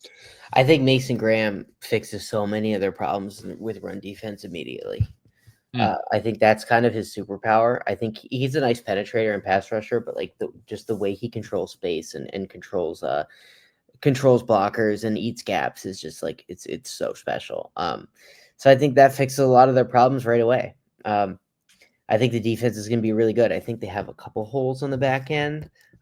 Just as far as like that CB2 spot isn't necessarily locked down yet. I know they're kind of trying stuff there, but I don't think they have like a great answer there. And safety, I like Grant Delpit, but he can't stay healthy, and the rest of it's just like not great. But like, it's the pairing of Myles Garrett and Mason Graham is, again, like you said, the potential to be just such a force multiplier for them.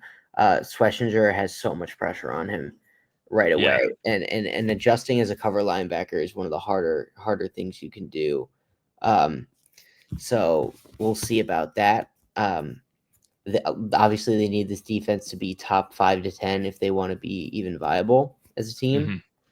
So I think that that's just going to depend on a lot of things. I think they have a lot of good players. I don't think they're going to get there.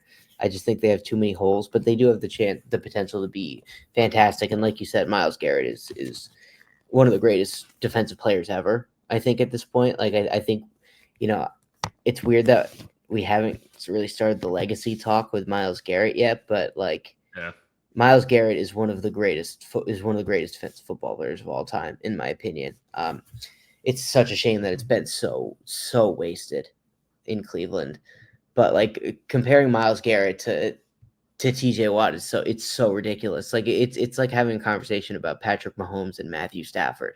Like let's please be serious here for a second. He's on his own planet, in every conceivable way. So, they're going to be good. I think they're going to be pretty nasty on defense, especially for teams with tackle issues.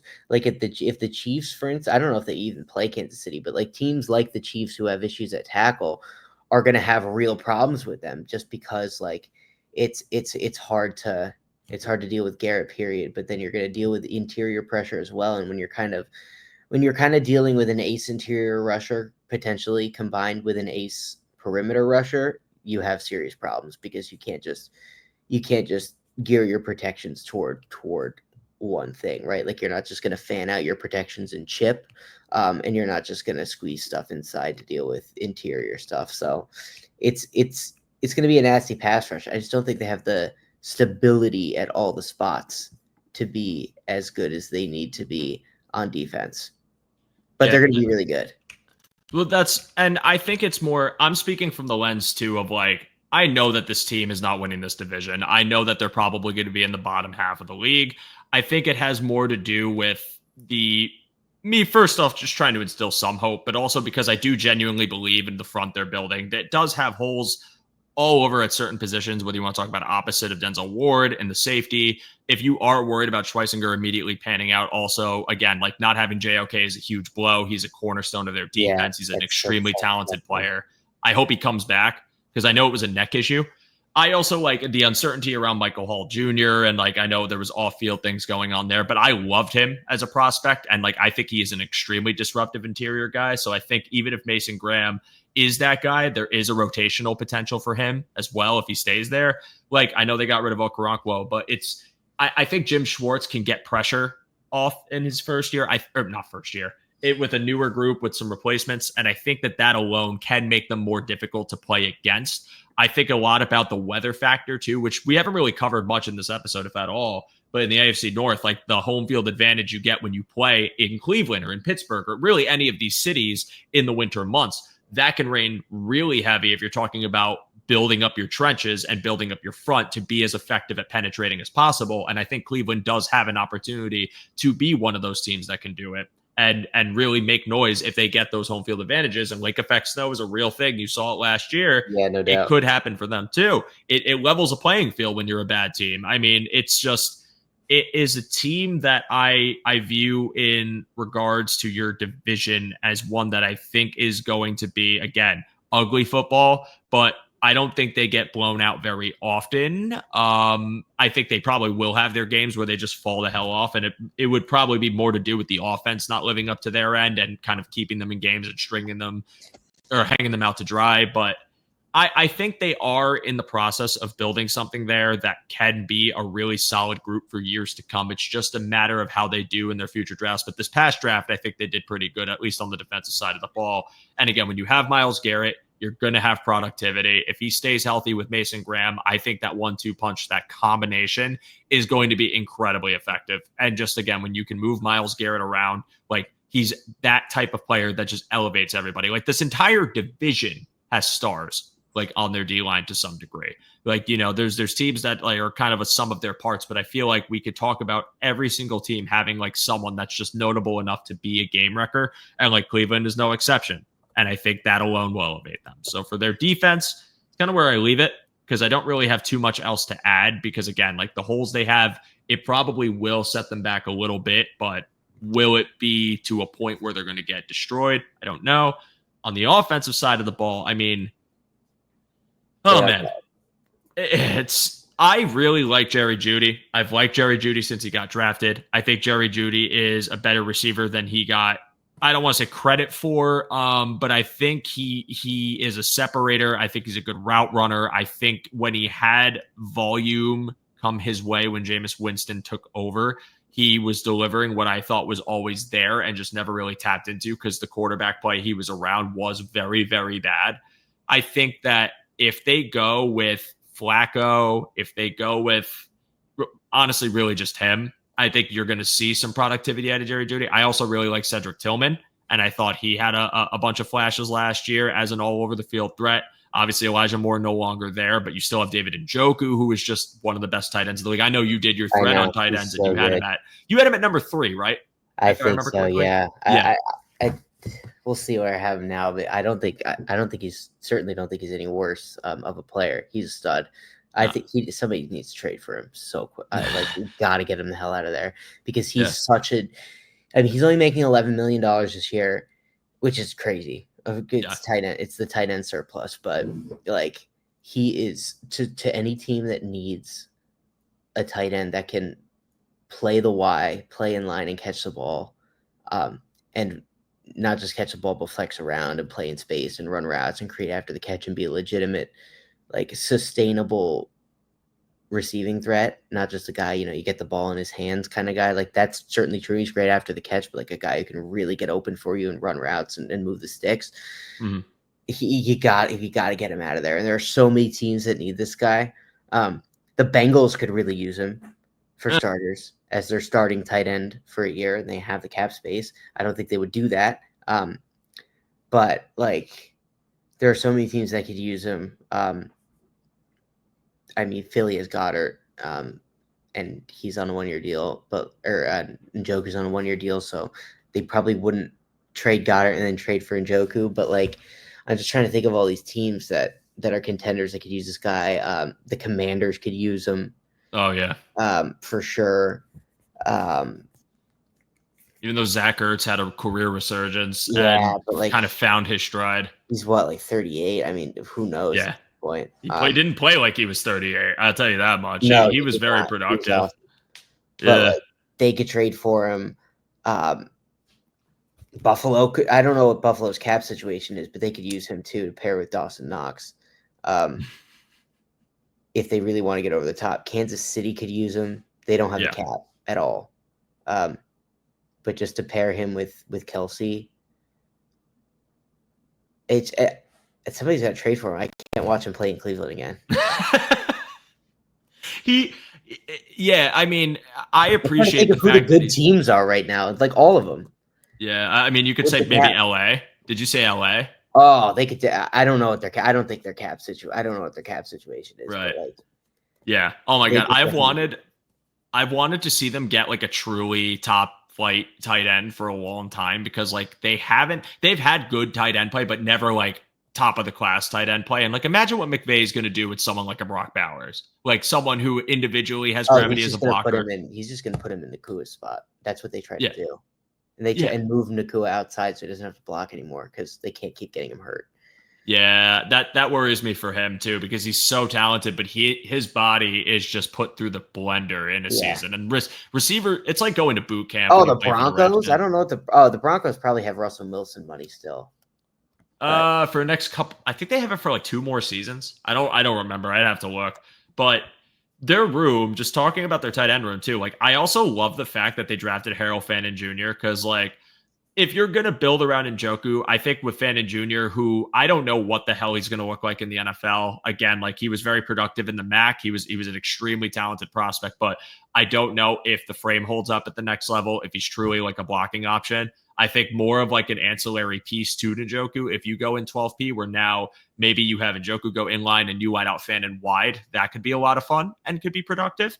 But it's going to live and die with this quarterback situation. I mean, it's going to probably die. Unless Sanders actually does emerge as this really nice prospect to start for his rookie season.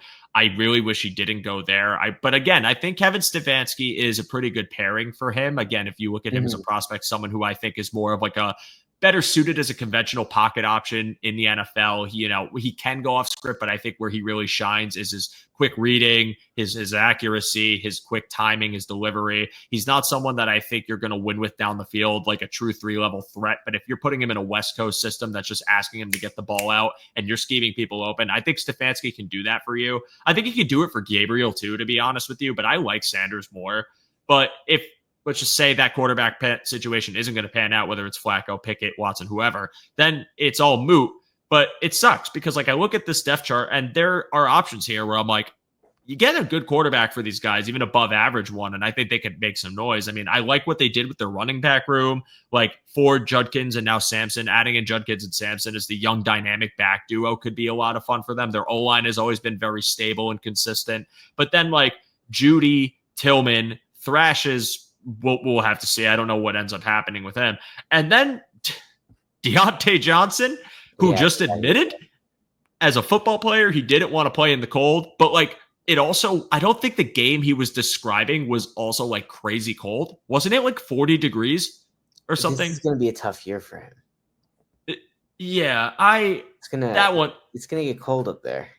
Yeah, it's going to be colder. It's going to be worse. Like, again, lake effect snow, sub-zero temperatures. You're next to a body of water. It's not getting better, but he needs to play against the Steelers defense in 15-degree weather in Cleveland. Like, he's really not going to like that at all. Or the Ravens, who Right. probably listen. I mean, it's not that there's a bounty on him, but Oh yeah, this they're guy not going to like. Yeah. he's not in your good graces for admitting he wouldn't come back into a game because it was cold. Like, that's bad. That's just bad. Retire. Just why would you not? If I ever like about anything decide I don't want to do it because it's cold, I should not be doing that thing.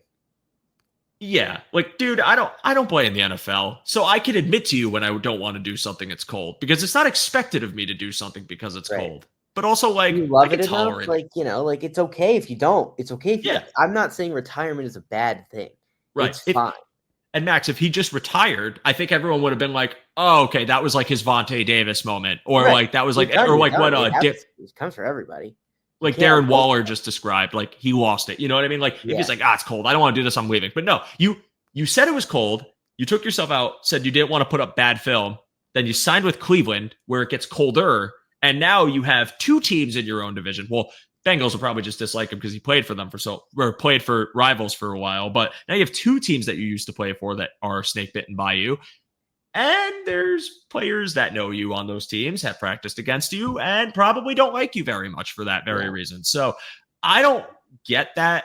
But if, let's just say, he does put in full effort for the Cleveland Browns, it's not a bad option to pair with Jerry Jeudy and Cedric Tillman. It's not a bad option to include with those tight ends. It's not a bad option to include with the running backs that they have. But again, to say all of this offense lives and dies by the quarterback situation, like anyone in the league, but especially for them where it's just a question mark. I don't know what it'll be. Training camp quarterback battle is going to be one that everyone watches, but like there's no excitement for it. You know what I mean? Like it's not like, I don't know, when Burrow was in his rookie year or when Allen was in his rookie year. And it was like, well, we got this awesome prospect that we know is going to be our starter, but is he going to do it now? It's Joe Flacco and it's Kenny Pickett, and like Dylan Gabriel was taken in the third round, I believe, and Shadur in the fifth. Like these guys aren't guaranteed starters, let alone guaranteed players in the NFL long term. Like, is this a battle we're going to be hyped for? Or are we just hoping that truly the most average player comes to light? And then if it's Joe Flacco, then it's like, woohoo, like Joe Flacco, who is 40 years old, just beat out two rookies. And like, he had a very good year in limited games with them a few years ago, then died out in the playoffs and played demonstrably worse in Indy. Like, is it going to be any better this year? It's hard to be excited about this quarterback situation. And like the Steelers, I think for Cleveland, it's a situation where we are building something for the future, but this is not our future offense. Like next year, that draft with those quarterbacks is what we're eyeing. And that is where we could probably find a playmaker, someone who we can keep in structure, go off script, and we can trust. So, I mean, Max, I've rambled. Your thoughts on this offense before we wrap it up? Yeah, they're going to be horrible. They're going to be awful. Like they're probably going to be 32nd again. I don't think enough. I think some people have talked about it. I don't think enough attention is being given to how much their offensive line might fall off a cliff this year. Those guys are old, and they were not very good last year, and they're not getting better. They did not inject a lot of youth into it, and all their proven really good names are super old. And I think Jerry Jeudy's a really nice player in the role that they found him in, and teams have tried to turn him into a slot for way too long. It's just not his game. But and again, Joke is a great player. Fannin, I think, as a Kyle Juszczyk type flex fullback is a nice piece, but you're just missing so many key elements. I think their offensive line might be a disaster, and I think that will be horrible for their quarterbacks, especially Shador, who what's his big issue has been pocket management as a player. So I think that's a rough fit. I don't think they're really going to be able to run the ball just because of how bad the offensive line is, even though they've invested so much at the running back position. For some reason, I like those guys, and I'm all for drafting running backs. But do you really need two of them and zero offensive linemen? I thought that was weird. I think Cedric Tillman's like a solid number 3. I don't think Deontay Johnson is going to make it through the year. If he's doing stuff like that, A season in the AFC North with a team as bad as Cleveland that's going to be the thing that gets you into retirement. So I don't think that's going to be super viable. They're going to be really, really, really rough, and I think that they're just going to have to eat their medicine until the Deshaun Watson contract is off the books, or until they off ramp to a high end rookie quarterback, which I think is going to be hard in large part because of that Deshaun Watson contract, because it's going to be hard to fill around him. So they're in a bad way, and they made a deal with the devil to trade for Deshaun Watson. They got absolutely less than nothing for it, as they deserve to. But like they're just cooked until that's off the books. That's just the reality of the situation. Yeah. I again try to find things to be optimistic about with every team, but their situation's dire, and until they're out of that contract, it is a rough go unless you luck into true talent. Now, I mean, I do think the skies can clear for them, even if Watson has to stay on the books. It's just a matter of lucking into a quarterback. But when have they ever? When have they ever been able to do it? And there's a first time for everything. It was the guy they traded. It was the guy they got rid of. Which they shouldn't have. Right. I still don't think they should have. I like Baker Mayfield a lot, and I think he's a good pairing with Stefanski, but maybe it was not wanting to be there anymore, which is always the unspoken devil.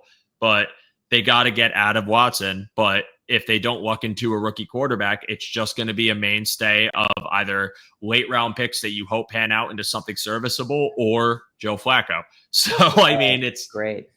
It's hard to be happy about your offense if you're a Cleveland fan. I do wonder if there's any chance of a resurgence for this offensive line. If there isn't, then the thing that I think was kind of a shining thing for them, yes, it's going to inhibit everything else offensively, in an offense that is already inhibited. So, and I feel for Stefanski because I like him a lot as a coach. Yeah. I think the praise for him is certainly warranted. I think as a play caller, good game feel, gets his players into positions of success. A lot of it has just had to do with poor roster construction from a bad front office that's put him in terrible spots. And he's still managed to coach some impressive teams, or at least impressive moments through it all.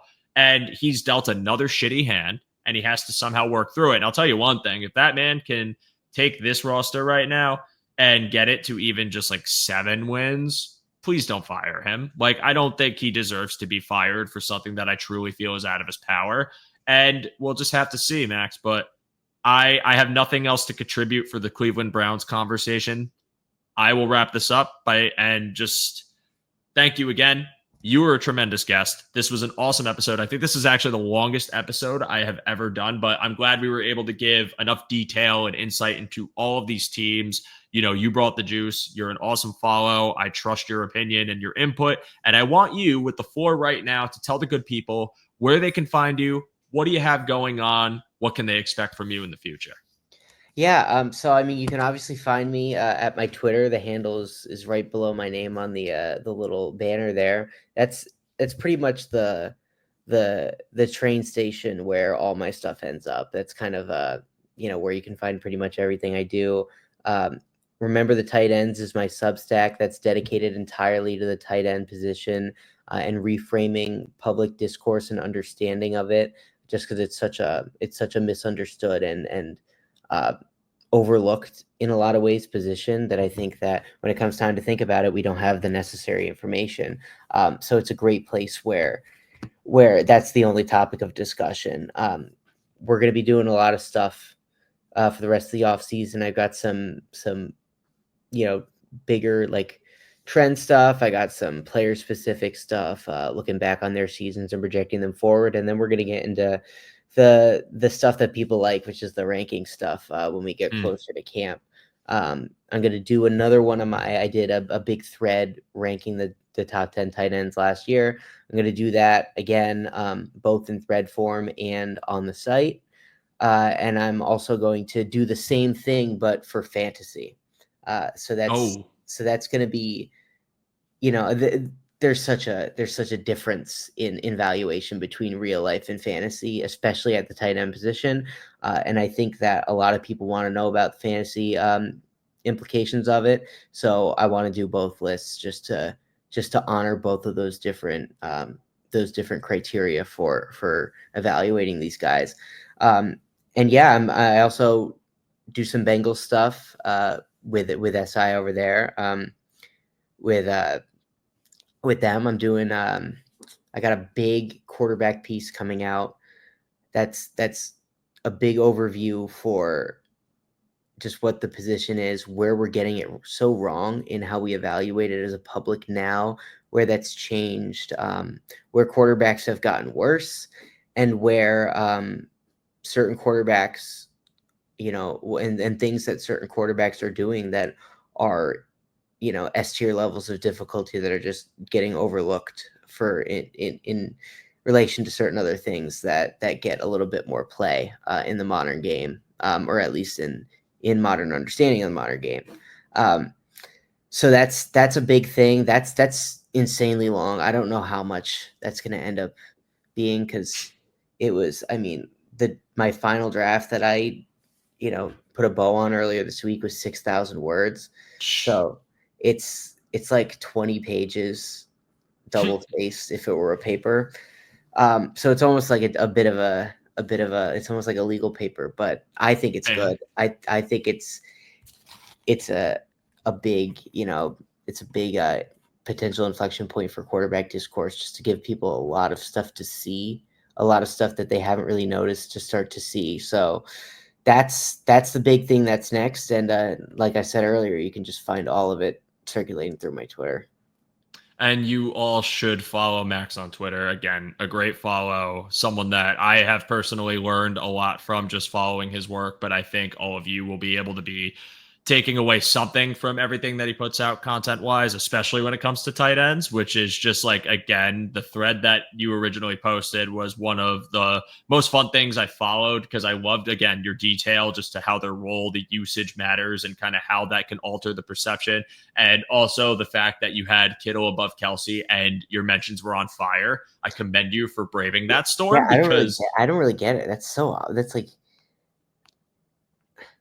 it's the nature of discourse, man. And listen, like, it's all in good fun. It's all football and we love it. And that's why we cover it. But again, I appreciate your time, Max. This was an awesome episode. And I think we really covered this division and the strengths and the weaknesses of the teams, what we can expect from them realistically. Again, I think with your team, the Bengals, I don't think they're going to be going away anytime soon, despite some of the concerns over their defense and lack thereof when it comes to addressing the roster move-wise. But I think that will, especially for Bills fans who are watching this episode, like, it's going to be a bloodbath no matter how you spin it. It's just how the division breaks down. It's just what it is to play a team that comes from a division where it's essentially just a fist fight and boxing match every time you face up with just really deep trench teams that are going to bring pass rush juice, that are going to defend your run well, and they're going to make you have to assess things schematically on offense. So I'm looking forward to those matchups. I hope this preview for any fan of any of the teams in this division serves you well. Again, I know not everything was positive, but there are things to like about every team and a lot to watch out for. But yeah, if you hate that, come at me. Don't come at Joe. It was all me. The lightning rod of the divisional hatred from other fan bases. But Max, again, you're awesome. You're welcome back anytime. Thank you for joining me. For all of you who tuned in, thank you so much for watching this week's episode. I know this one's pre-recorded. Wanted to do it this way because I knew this was going to be a long episode given the nature of the discussion. Wanted to give it the due diligence and time. You can check us out on our channel right now. We have a ton of things going on this offseason. Air Raid has been doing a series on prospects coming out next year because these dudes are psychopaths and want to talk about next year's draft already, which is awesome.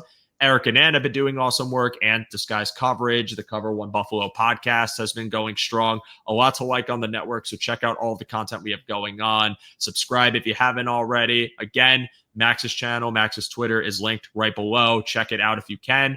But we are going to say good night. In your case, if this is airing tomorrow during the day, have a great rest of your day. We appreciate you following along. We'll see you soon. We'll be back with another divisional preview, but take care, everybody.